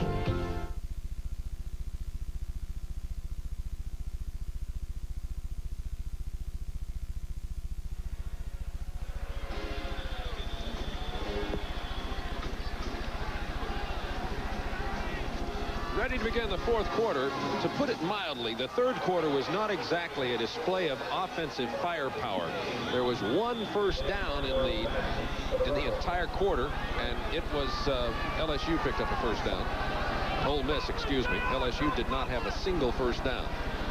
Ole Miss got one, but couldn't get much else done. So what we saw in the third quarter was good defense. Here is Ambrose at the 40. Can't get anything. Loses a yard maybe down at the 39-yard line. We're going to switch to Atlanta now for a football update in our studios. 9 minutes to play before the half. Kerwin Bell has thrown a 3-yard touchdown pass to Ray McDonald. The Gators are on top of Auburn 7-3. They also have the ball back. We'll have scores and highlights on the postgame show. Thank you, Craig Sager. 7-3 now. Florida leading Auburn. We'll keep you posted on that very big football game. Auburn with one loss in the SEC, losing to Tennessee earlier. And this game's probably their biggest hurdle of the year. First and 10 from the 39 Ole Miss. Freshman Mark Young continues at quarterback. He's completed only one pass. Make it two. Almost intercepted, but an 8-yard reception by Jamie Holder. Mike Mays almost plucked that thing out of there. Way forward. Watch this. Watch number 86 Mays come flying through here. Mays is breaking on the ball now. You're going to see him enter your picture here. Almost makes a great play. Takes a big chance. If Holder makes that catch and heads upfield, could have gone a long way. We'll pause 5 seconds for station identification. Kenna has been filmed. On second down 1, this is Bob Neal and Tim Foley with you, along with Nathan Wansley, who carries for the first down, tripped up by Toby Caston. LSU leading 14-0. LSU scored their first touchdown when Goodlow fumbled on his own 6-yard line, and Mickey Harris fell on it on the 1, and Hilliard carried it in a couple of yards later. Then LSU, on the following possession, drove 69 yards in 11 plays, and Hilliard scored from the 5-yard line. And that's been it offensively for either team today. LSU's dominated control of the ball. A little more than 5 minutes ahead of Ole Miss in ball control time. First and 10 Ole Miss from the 48-yard line. Young completes another one. Knocked out of bounds tight end Mario Perry at the 40-yard line. That was a gain also of about 8 yards. Now 2 straight pass completions for young Mark Young. Young starting to get his feet now, starting to relax a little bit, beginning to see what he's looking at. So often, a young quarterback will get in there and he'll be so nervous and so distraught, so emotional that he really isn't responding to what he's seeing. Now he's been able to pick out the strong safety, make the throw. Second down 2 at the 41. Going to try to run for the first down. Nathan Wansley drives for the first down. Henry Thomas with the stop for LSU. Well, it'll be close. Well, let's not call it a first down until the official signals it. 5 tackles for Henry Thomas, number 96, playing out of the nose guard position for LSU. Henry Thomas playing it as well as you can play it. Plays that 2 gaps, stands up the offensive lineman, and then gets rid of him and makes the stop. They'll stretch out the chain here. It is first down by the length of the ball. So this Ole Miss offense with a couple of first downs here. Mark Young comes back into his huddle there, slapping hands and popping these guys on the helmet, trying to get a little life instilled in this Ole Miss offensive team, which all year has sputtered miserably when Ken Austin has not played quarterback. Holder splits wide to the left side, Ambrose to the right side. It's Wansley and Nichols in the backfield. Here's a checkoff by Mark Young. Has a man open. It's complete for the first down. That is Jamie Holder, 87 out of bounds, and the Ole Miss Rebel fans coming to life here. We've got 13:36 left in this game. LSU leads 14-0, but the Rebels are driving. Rehaj had tipped off the safety blitz by sneaking up there. Mark Young very confidently changed the play to an O-cut to Jamie Holder, drop back, and he got smacked as he was letting the ball go. Put it right on the numbers to Holder. Nice play, young Mark. You're starting to look older. That's the 26-yard line. Ole Miss first down 10. Young again. Incomplete, this time overthrew Jamie Holder. Looked like a similar play just to the short side of the field, or the near side. Brooks does a nice job of getting upfield, Bob. What you want to do on that play, get a defensive man upfield. You want to take away the threat of the run by the quarterback, stop his progress, make him make a decision early. That's what Michael Brooks did. Well, this young man passed for 1,644 yards and 13 touchdowns for his high school team. He was very successful at Ed White High School in Jacksonville, Florida. Second down 10 at the 26. But remember, this LSU defense, they bend but rarely break. At the 29-yard line, Henry Thomas, 96, gets Mark Young. Young had time, could not find a receiver. Third sack on Young. Norman Jefferson was covering J.R. Ambrose in this play underneath. That's who Young is looking for. Nobody home. Rehaj right in Mario Perry's back pocket. They finally put him down. 3-yard loss on the play. Brings up third down, 14 from the 30. Actually just inside the 30. In this situation, LSU will usually play coverage. Expect J.R. Ambrose to get double covered. Young slips and falls. He was under pressure from Michael Brooks, but falls down back there at about the 42-yard line, and there is a penalty marker on the play. Maybe holding. And it is against Ole Miss.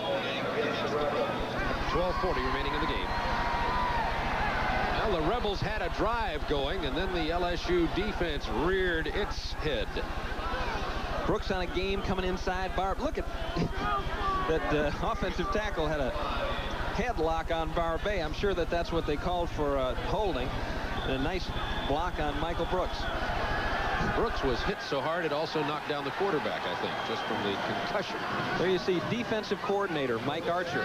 Played at the University of Miami. Was a secondary coach under Howard Schnellenberger there. The defensive coordinator at that point in time at UM was Tom Olivadotti, who's coaching in Cleveland now. Archer doing a great job. Bill Smith with his 11th punt, trying to get it out of bounds.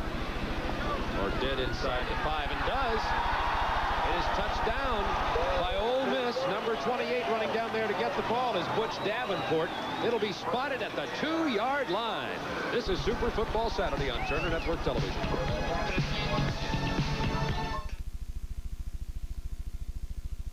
How do you eat a fajita? At Taco Tico, you get lean strips of marinated steak. Steak at Taco Tico on our fajita platter. But how do you eat a fajita? Roll the steak in 2 flour tortillas, adding natural cheddar cheese, guacamole, sour cream, lettuce, tomato, and sauce. Or enjoy it all on steak and salad. Well? I love to eat a fajita. Eat a fajita and get steak at Taco Tico. At Precision Tune, we do tune-ups. So do we. We do over 100,000 a month. I bet you don't do mufflers? Nope. Or shocks? Nope. All we do is tune-ups, so we do them better. We sell tires. And we fully guarantee our tune-ups for 6 months or 6,000 miles. 6,000. And seat covers. And look at our low tune-up price. We make your car hum a Precision Tune. How about floor mats? Dice, reflectors. See your yellow pages for a location near you. Pitt Stadium, we've got an upset, not in the making, but over. Syracuse. Robert Drummond takes a pitch. It's executed perfectly from the 4 yards out. He scores. It's 12-0 Syracuse over Pitt. Bob, back to you and Tim. Okay.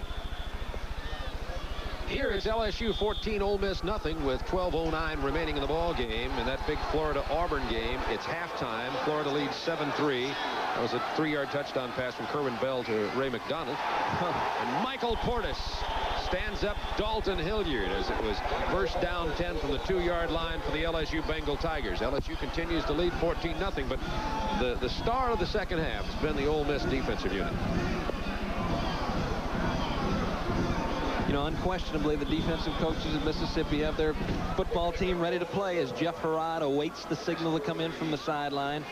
They're an emotional group, and they're an aggressive group as opposed to the bend but not break philosophy. Arnsparger signals for a timeout. He wants to talk to Wickersham. We have 11:34 remaining. Rain continues to fall at Memorial Stadium in Jackson, Mississippi. 11:34 remaining in this ball game. We'll be right back.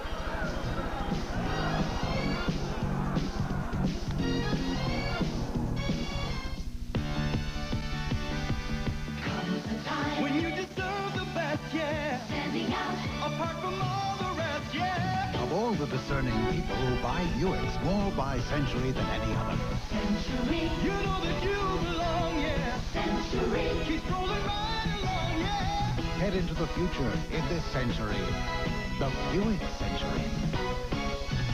Wouldn't you really rather have a Buick? Four-cylinder engines have changed. They work harder than ever, even when they're just idle. But watch this. Even after 7,500 miles at top speed in a four-cylinder engine, new Valvoline 4-guard motor oil showed no significant breakdown. None. New Valvoline 4-guard. It helps your four-cylinder engine keep up the hard work. So Arnsparger called a timeout for LSU, and now it's 2nd down 8 from the 4. What do you figure he called that for, Tim? I'm not sure. They could be running a play action here. Nope, just a counter. Gary James out to about the 7-yard line. First down marker at the 13. There's Jerry Sullivan, a receiver coach. Bill Arnsparger, Jesse Daigle in the foreground, signaling the play in. 3rd down and 4. He's talking to Ed Zombrecker upstairs, who's the offensive coordinator, former assistant at Purdue and then at Wake Forest.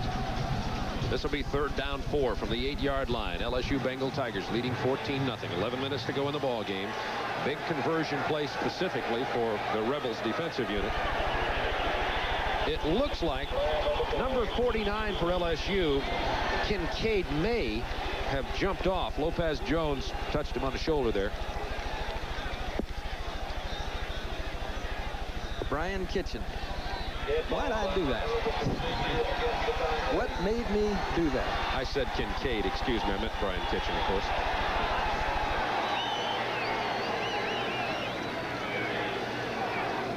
Kansas, Oklahoma knotted at 3 in the 2nd quarter. Oklahoma 3rd ranked in the nation.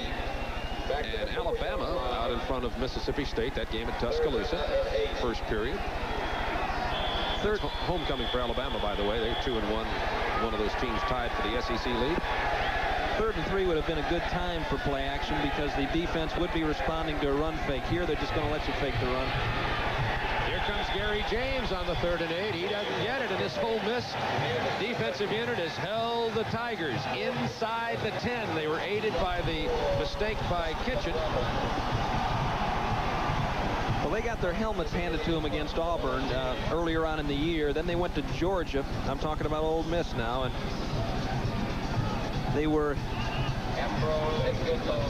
They had a difficult time in the sense they roughed the punter the first 2 possessions, and Georgia ended up turning those mistakes defensively into touchdowns.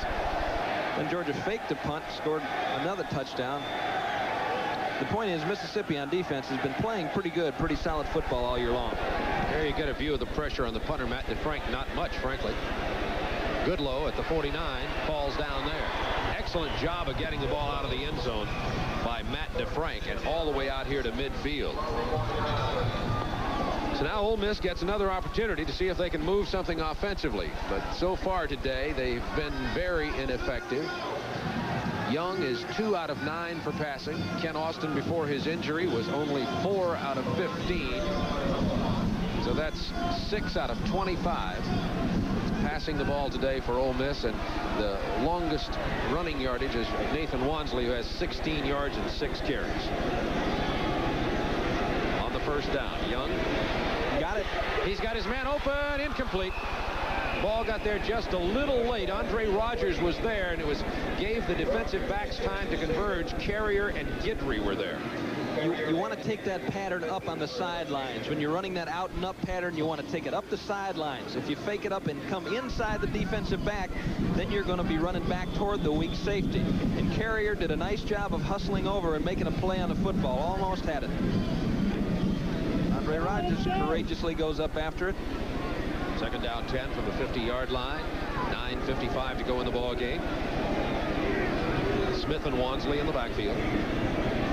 Here's Nathan Wansley, big hole to the 35-yard line. Chris Carrier with the tackle. That was a 15-yard ramble by Nathan Wansley, certainly the biggest gain of the day on the ground for Ole Miss. Massive hole on the left side of the LSU defense. Everybody seemed to be faked out of position. Wilson chasing him down. By far the longest run of the day for Mississippi. How about? Definitely so. Another fine replay job by our TBS Sports crew, doing a great job today under the direction of Ken Fouts, our director. Here's Nathan Wansley to the 28-yard line. Wansley now getting it. Ole Miss has been moving the ball the last couple of drives. They got down to about the 25-yard line and got crippled by penalties on the last drive and had to give up the ball, but punted it dead inside the 5-yard line. Now the clock down to 9:22 in the game. LSU leading by a score of 14-0. We keep reporting to you on that Florida-Auburn game. It's 7-3 at halftime. Florida leading Auburn. Some other games in the SEC today. Mississippi State and Alabama. And we told you Alabama's out in front 3-0 early there. Tulane's at Georgia. Georgia winning very big at homecoming. Last we heard it was 38-3. Kentucky playing East Tennessee State this afternoon, and Rutgers at Tennessee. Wansley to the 10-yard line. Nathan Wansley. 18 yards, and the offensive line for Ole Miss has solved something with the LSU defense. That time they lined Wansley up at fullback, and it just opened another gap in the left side of the right side of the LSU defense. Good job of blocking there. Looked like casting on the ground. Wansley almost went all the way. 8:53 to go in this game. Should Ole Miss get the ball in the end zone here, we've got a whole nother ball game.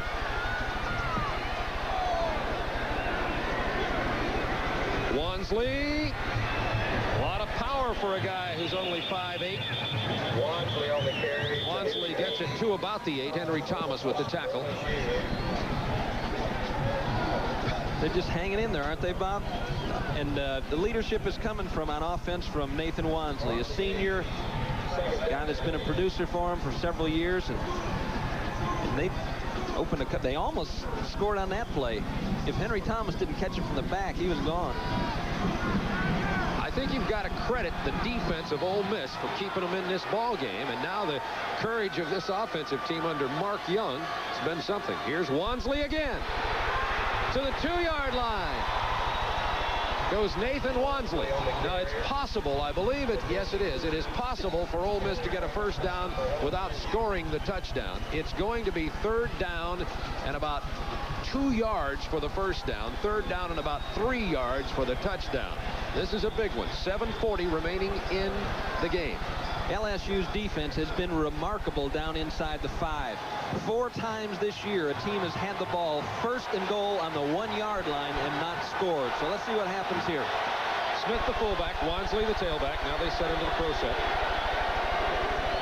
Wansley doesn't get it. It'll be 4th down.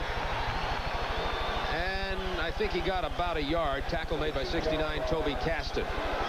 So here's a... See Robert McGraw on the sideline. What's he going to call here, Tim? Well, he's talking upstairs, finding out what the coverage are. Billy Brewer wants to talk it over a little bit longer. That's what I'd call. I'd call timeout. 6:57 to go in the game. The clock continued to run about 3 or 4 seconds after that timeout was called, which could be significant later, but I don't believe anybody's going to really check on that. And Mark Young comes over to talk to the offensive brain trust for Ole Miss. George Smith is there, Billy Brewer, Robert McGraw. Talking it over with the coaches upstairs, Billy Canny upstairs in the booth. Look at that one. You talk about a big-time statistics. LSU stopped their opponents 4 times on 1st and goal situations. 1st and goal inside. Right, but 1st and goal from the 1-yard line.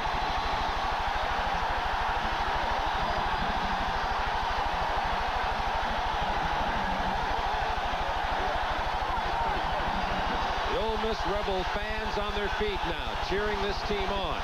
The Ole Miss Rebel fans are on this end of the field, over on our near sideline, and they're all on their feet, trying to get their 18-year-old quarterback in here to get his team with the aid of Nathan Wansley into the end zone. 4th and 2 is a long way to run the ball down in this area. They've had success running all the way down here on this drive, though, and they've got an inexperienced quarterback. It'd be interesting to see if they tried some type of play pass. If they try a play pass, they'll throw the ball to the tight end on a little square out pattern. They're going to throw it. Young.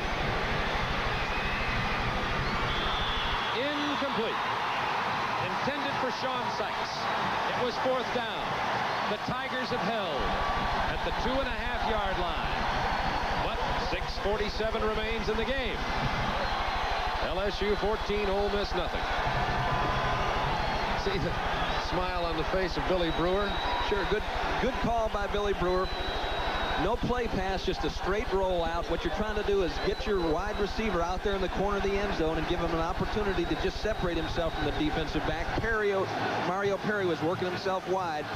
Did a good job of defense by LSU. Both teams have 2 timeouts remaining. 6:47 left in the game.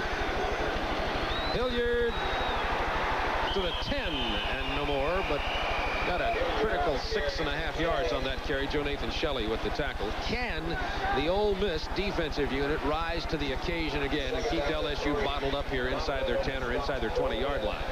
They've done it time after time in the second half. And regardless of the outcome of this football game, it's certainly a moral victory for Mississippi to be able to stand in there toe-to-toe with LSU without their great quarterback, Ken Austin.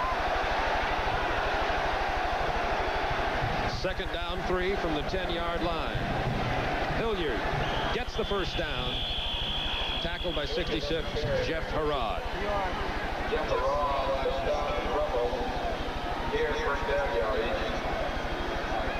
It's close to the 1st down marker. They may have to bring the sticks in from the far sideline. So LSU just had nothing, or Ole Miss had nothing running the ball till Nathan Wansley just ripped off some big runs, and Wansley now has 62 yards on 12 carries. Leading rusher for LSU is Hilliard with 68 yards on 23 carries. The remarkable thing was they had 16 carries and 5 yards in the 3rd quarter. So they just popped off a couple of big ones. You got to maintain your concentration on defense. Even though you have a lead and you feel secure, you have to maintain your concentration, because the difference between making a big play and the other team scoring a touchdown isn't that much. On the 1st down carry, Dalton Hilliard with his 24th carry of the day is hit by Benton Reed. Hilliard got a couple of yards, not much more there. See the time remaining in the lower left-hand corner of your screen, a little more than 5.5 minutes. And Ole Miss is going to have to stop LSU here on this series if they want to get that ball back and have another opportunity to put some points on the board. Down 2 touchdowns. This is 2nd down 6 from the 17-yard line. Here's Gary James. Penalty penalty markers down. James is going to be thrown down. Ball is loose and out of bounds. It'll remain in the possession of LSU. Everett Flakes with the defensive play for the Rebels. A penalty marker down on the play at the line of scrimmage. It's been real tough to run wide on Ole Miss today. They look almost like an 8-man front sometimes, Tim. Well, they do, and they're a gap defense, upfield defense. And earlier on, LSU was having some success with the toss. Just a quick toss to the weak back, get them outside right away. But on those slower developing sweeps, Mississippi's defense is just a little too quick, and they're getting to James before he has an opportunity to turn the corner. They had Mitch Andrews for holding on that. And they declined it. Yeah. They're spotting the ball. Let's see where they're spotting it. It's inside the 10. They're going to put the ball down right at the 8-yard line. So it will be 3rd down and close to 15. 16. 3rd down 16 from the 24. So this defensive team for Ole Miss is still hammering at them. 44, Garland Jean-Baptiste in the backfield now for LSU. Here comes Gary James. He's going to be hit at the fight. No, he breaks the tackle. Short of the 1st down, out of bounds at the 19-yard line. Jeff Noblin with the tackle. So LSU's going to have to give it up again. Noblin's been a great player for Mississippi, too. A junior that's a pre-med student. He's going to have a quarterback back there. Very intelligent player. Carries a 4.0 average in school. One of those guys that really makes you mad. You know, good athlete, smart and everything. Clock ticking. 4:35 remaining in the game. LSU 14, Ole Miss nothing. Ole Miss courageously battled back down the field. Got it down to the 2.5-yard line. Could do no more. Speaking of courage, the LSU Bengal Tiger defense raised their backs up there and stopped them on 4th down. Haven't been scored on in 7 quarters now. Good punt by Matt DeFrank. The sophomore had been struggling, but he's come back and done a great job. Goodlow falls down at the 36-yard line after catching that punt. And Ole Miss has one more chance. This is Turner Network Television.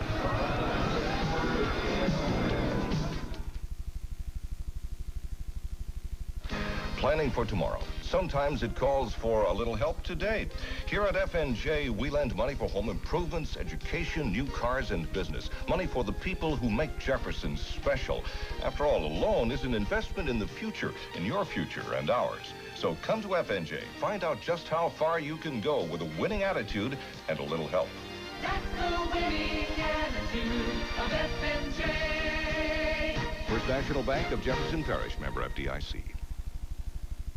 Regal deal days are on at your Buick Connection, and the values are so outstanding, you'll think we flipped. You'll find great prices on a wide selection of 86 Buick Regals. Many feature V8 performance with the kind of economy you might expect from a V6, 25 miles per gallon EPA, without sacrificing luxury, size, or comfort. See your Buick Connection for a Regal deal during his Regal deal days right now. He'll stand on his head to put you into a new Buick, but hurry, values this good can't last forever. 7 remaining at Memorial Stadium, Jackson, Mississippi. You know, the nice thing about college football as opposed to pro football is in college football, people appreciate a good effort. You know, I think that these Ole Miss fans are proud of their football team regardless of the outcome. They have fought hard. Young on the shovel pass. This is J.R. Ambrose. 1st down, Ole Miss. Toby Caston with the tackle.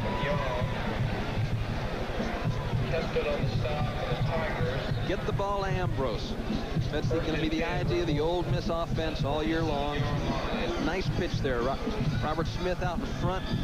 Tries to cut down Sean Burks, but Caston cuts in behind and makes a tackle. Another play that, well, that you might see. They do have another trick play ready to go. And they're at the 47-yard line of Ole Miss. They hand it off to Wansley. He drives to the 50. About 3.5 yards that time for Nathan Wansley. Clock to 3:44 and ticking. There's Ken Austin with his damaged left knee. And we certainly offer our sympathy to that young man. What a great career he's had at Ole Miss.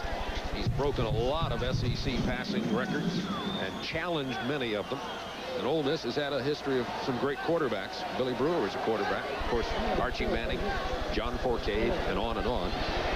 Young going long, looking for Ambrose. Double coverage. Incomplete at the 13-yard line.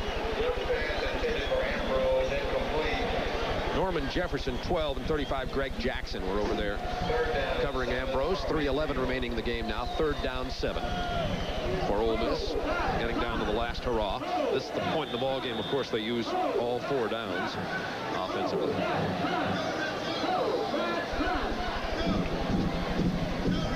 Young has completed 5 out of 15 passes for 46 yards. The Ole Miss QBs are 9 of 30. 1 interception, only 87 yards today. 4-man rush. Young. Jamie Holder. It's caught by Holder at the 30 after being tipped by the defensive back. Whoa, what concentration. It was 27 Guidry who tipped it. And Jamie Holder never took his eye off the ball. Great concentration. Little Jamie Holder. Guidry goes up for the ball, pops it up in the air. Carrier's coming in, can't get it. What a remarkable effort. Our spotter Tim Anderson applauded that play, and he's seen over 4 million football plays in his life, so that speaks well for his judgment. About 4 million, more or less. 1st down 10 from the 31 now for Ole Miss with 2:45 to go in the game. Young. He's got Holder. It's intercepted by 11, Chris Carrier. Goes down at the 44-yard line. Tackled by the quarterback, Mark Young. Oh, my. 45-yard return as Ole Miss was just starting to get rolling. Carrier working inside, breaking back out to the outside as Jamie Holder. Guidry, good position, forces the quarterback to throw it up high.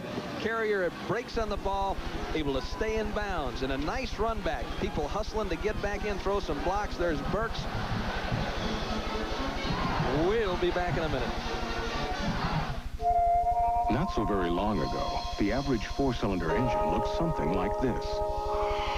But these days, 4-cylinder engines look a little more like this. That's why we developed new Valvoline 4-Guard motor oil, specially formulated to protect today's harder-working, more complex 4-cylinder engines. And it won't break down, even after 7,500 miles. Times have definitely changed. So maybe it's time to change your oil to new Valvoline 4-Guard. This bud's for all that you do. They said this city was through. You said, no way. Each day the spirit's growing. Your pride is really showing. You make America work. And this bud's for you. Here's to you. Beechwood Age for that clean, crisp taste that says Budweiser. This bud's for you. There's the Ole Miss quarterback. Ole Miss is kind of a wrong term for young Mark Young, and he looks like he's aged a little bit here today. LSU just going to keep the ball on the ground with 2:23 remaining. Here's a lot of scores for you now. SEC action, Alabama at homecoming, leading Mississippi State 17-0 in the second quarter. Georgia unloading all the rifles on Tulane, 58-3 in the fourth quarter. Michigan State beat Minnesota. A little bit of an upset there, 31-26. Syracuse over Pitt, 12-0. That's fine. Syracuse supposed to be great in basketball this year, too. Maryland out in front. Texas leading Texas Tech, 31-14. Dalton Hilliard falls on the second down 6 carry. Virginia Tech walloped Memphis State, 31-10. That's fine.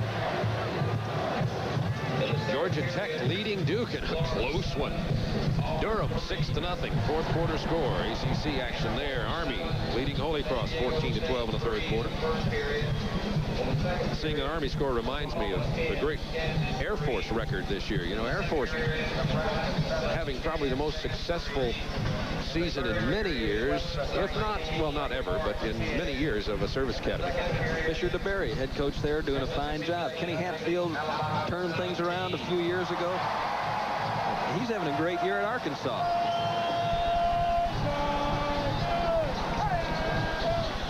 And doing it the right way, too. You know, it's good to see good people become successful. Just follow all the rules. Teach your kids to do the same thing. We have excellent game coming up on many of these TNT stations tonight, 8 o'clock Eastern Time. West Virginia at Virginia with Lindsey Nelson and Paul Hornung. Paul, by the way, being honored today. He's about to be inducted into the College Football Hall of Fame early December. He's being honored at Notre Dame, his alma mater. He's going to get on an airplane and then zip back into Virginia for that ball game. Well, he's kind of a jet setter. He's used to that type He of likes stuff. that. Yeah. Where's my limo? Where's my limo, Paul Hornung? Practice, practice, practice. They'll have that game at 8 o'clock Eastern Time tonight. And speaking of good ball games, we're happy to say that TNT will be televising the All-American Bowl again this year, formerly the Hall of Fame Bowl. Now the All-American Bowl will be held in Birmingham at Legion Field on New Year's Eve. Connie Foley's birthday. There's Bill Arnsparger and Mike Archer. Held a bowl game just for celebration of the birthday. Minute 44 to go in this one, and it's 4th down 5, and LSU is going to have to give it up again. 24th punt today. By the way, I believe the NCAA record is 32 punts in a game, so we're not near breaking that record, even though there have been plenty of them. Ambrose out to the 18-yard line.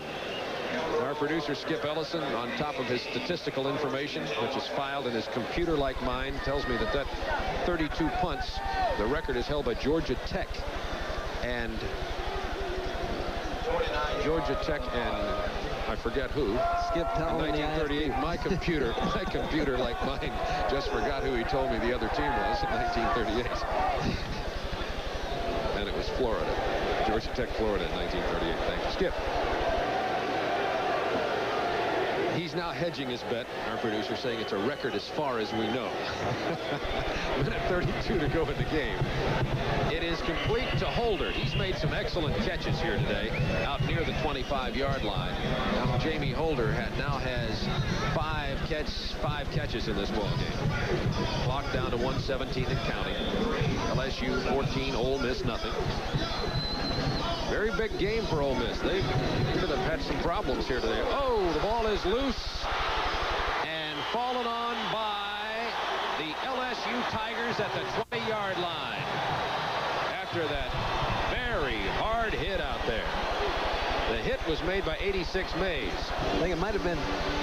No, maybe check that. It was not 86 Mays who made the hit. Might have been Chris Cruz. Let's see. Let's see if we can see. Chris Cruz is 46. Let's see who's coming. 46, Chris Cruz is there, and nope. Number 99, Oliver Lawrence. Caused the fumble. The LSU's got it. Going to be an interesting stretch drive. They've got LSU, Alabama next week. That should be a great game. Cornelius Bennett, Michael Brooks. Two great weak side linebackers. Penalty marker on that play. We mentioned earlier, LSU will go to 3-1 now in the SEC and remained at least tied for the lead. There's the call holding against LSU. Then face Alabama at Baton Rouge. Then Mississippi State November 16th at Baton Rouge. And then will literally be able to, if they were to win those games, sit back and watch the last couple of weeks of the season. Yep. I mean, they play ball games, but not SEC games. LSU's final two ball games will be Notre Dame at South Bend and Tulane at New Orleans.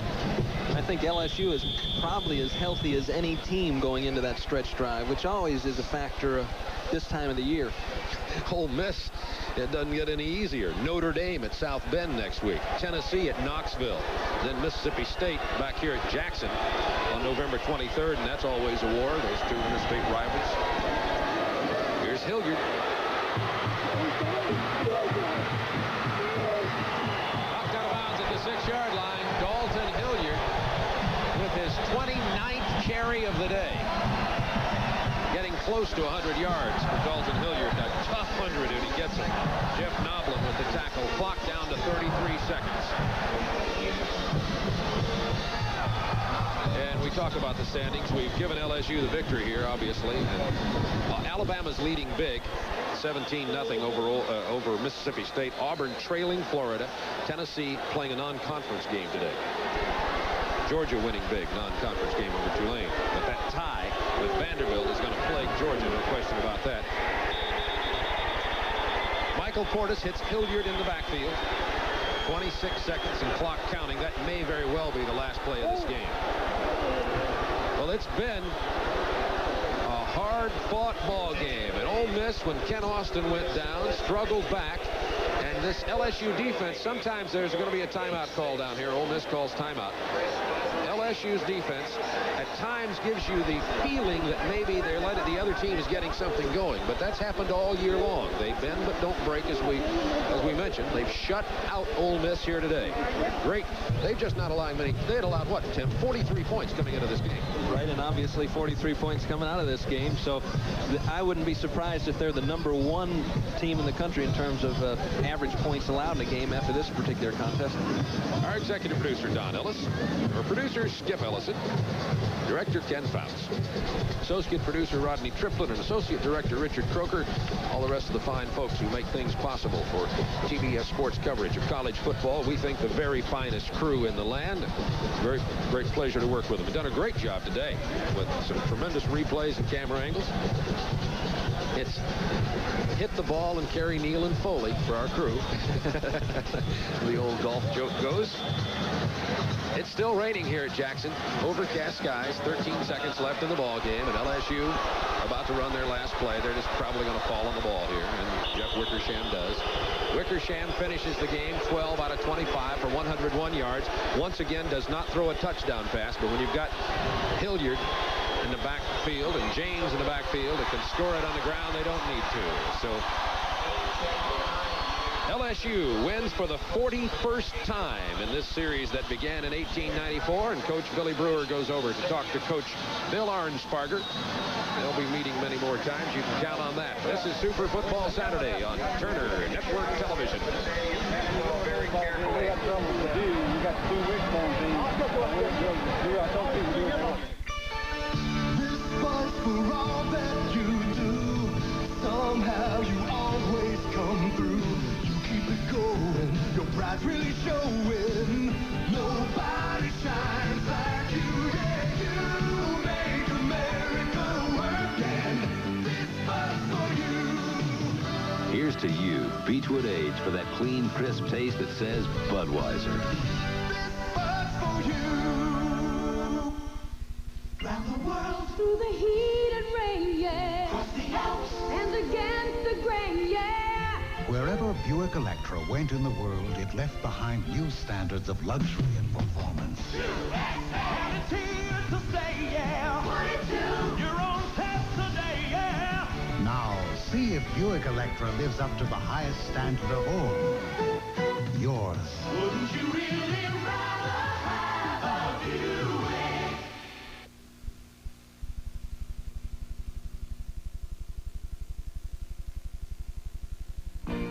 When the biggest company in mobile home sales gets together with a big manufacturer, you get the Carter Super Home. 14 by 70 feet and just $13,995. The Carter Super Home has special flooring to make it stronger. Vaulted ceilings, fans, microwave, stereo, and frost-free refrigerator. And you pick 2 or 3 bedrooms for $13,995. Come to Carter and see the Super Home. You can't afford to think big at Carter Mobile Homes. Add some happy to your afternoons with cool drinks and cool jazz. Enjoy the New Orleans Dixieland All-Stars in the Riverfront Bar, Friday, Saturday, and Sunday afternoons. The Riverfront Bar, high atop Jackson Brewery. WNOL-TV, Channel 38, stereo television for New Orleans. Don't stay home without us. Princeton now looking at 99 yards. That's what it is. As far back as they can get. They huddle up deep in their own end zone. 7 minutes and 52 seconds. LSU defeats Ole Miss 14-0. LSU, for the moment, until the other games are completed today, goes to the top of the Southeastern Conference standings with their 3-1 mark, and at worst will be tied with 2 or 3 other teams at the end of the day. Ole Miss had 245 yards of total offense and, very importantly, no turnovers. Ole Miss, 149 yards of total offense and, importantly to the loss, 4 turnovers. Next week, we hope you'll join us in Nashville, Tennessee for the Kentucky Wildcats and the Vanderbilt Commodores at 12:30 Eastern Time. Today's game has been brought to you by Buick and your Buick dealers. For comfort, innovation, and a real commitment to quality, it's today's Buicks. By the new Valvoline 4Guard, the motor oil for today's harder working 4-cylinder engines. And by Budweiser, Beechwood Age, for that distinctively clean, crisp taste that makes Budweiser the king of beers.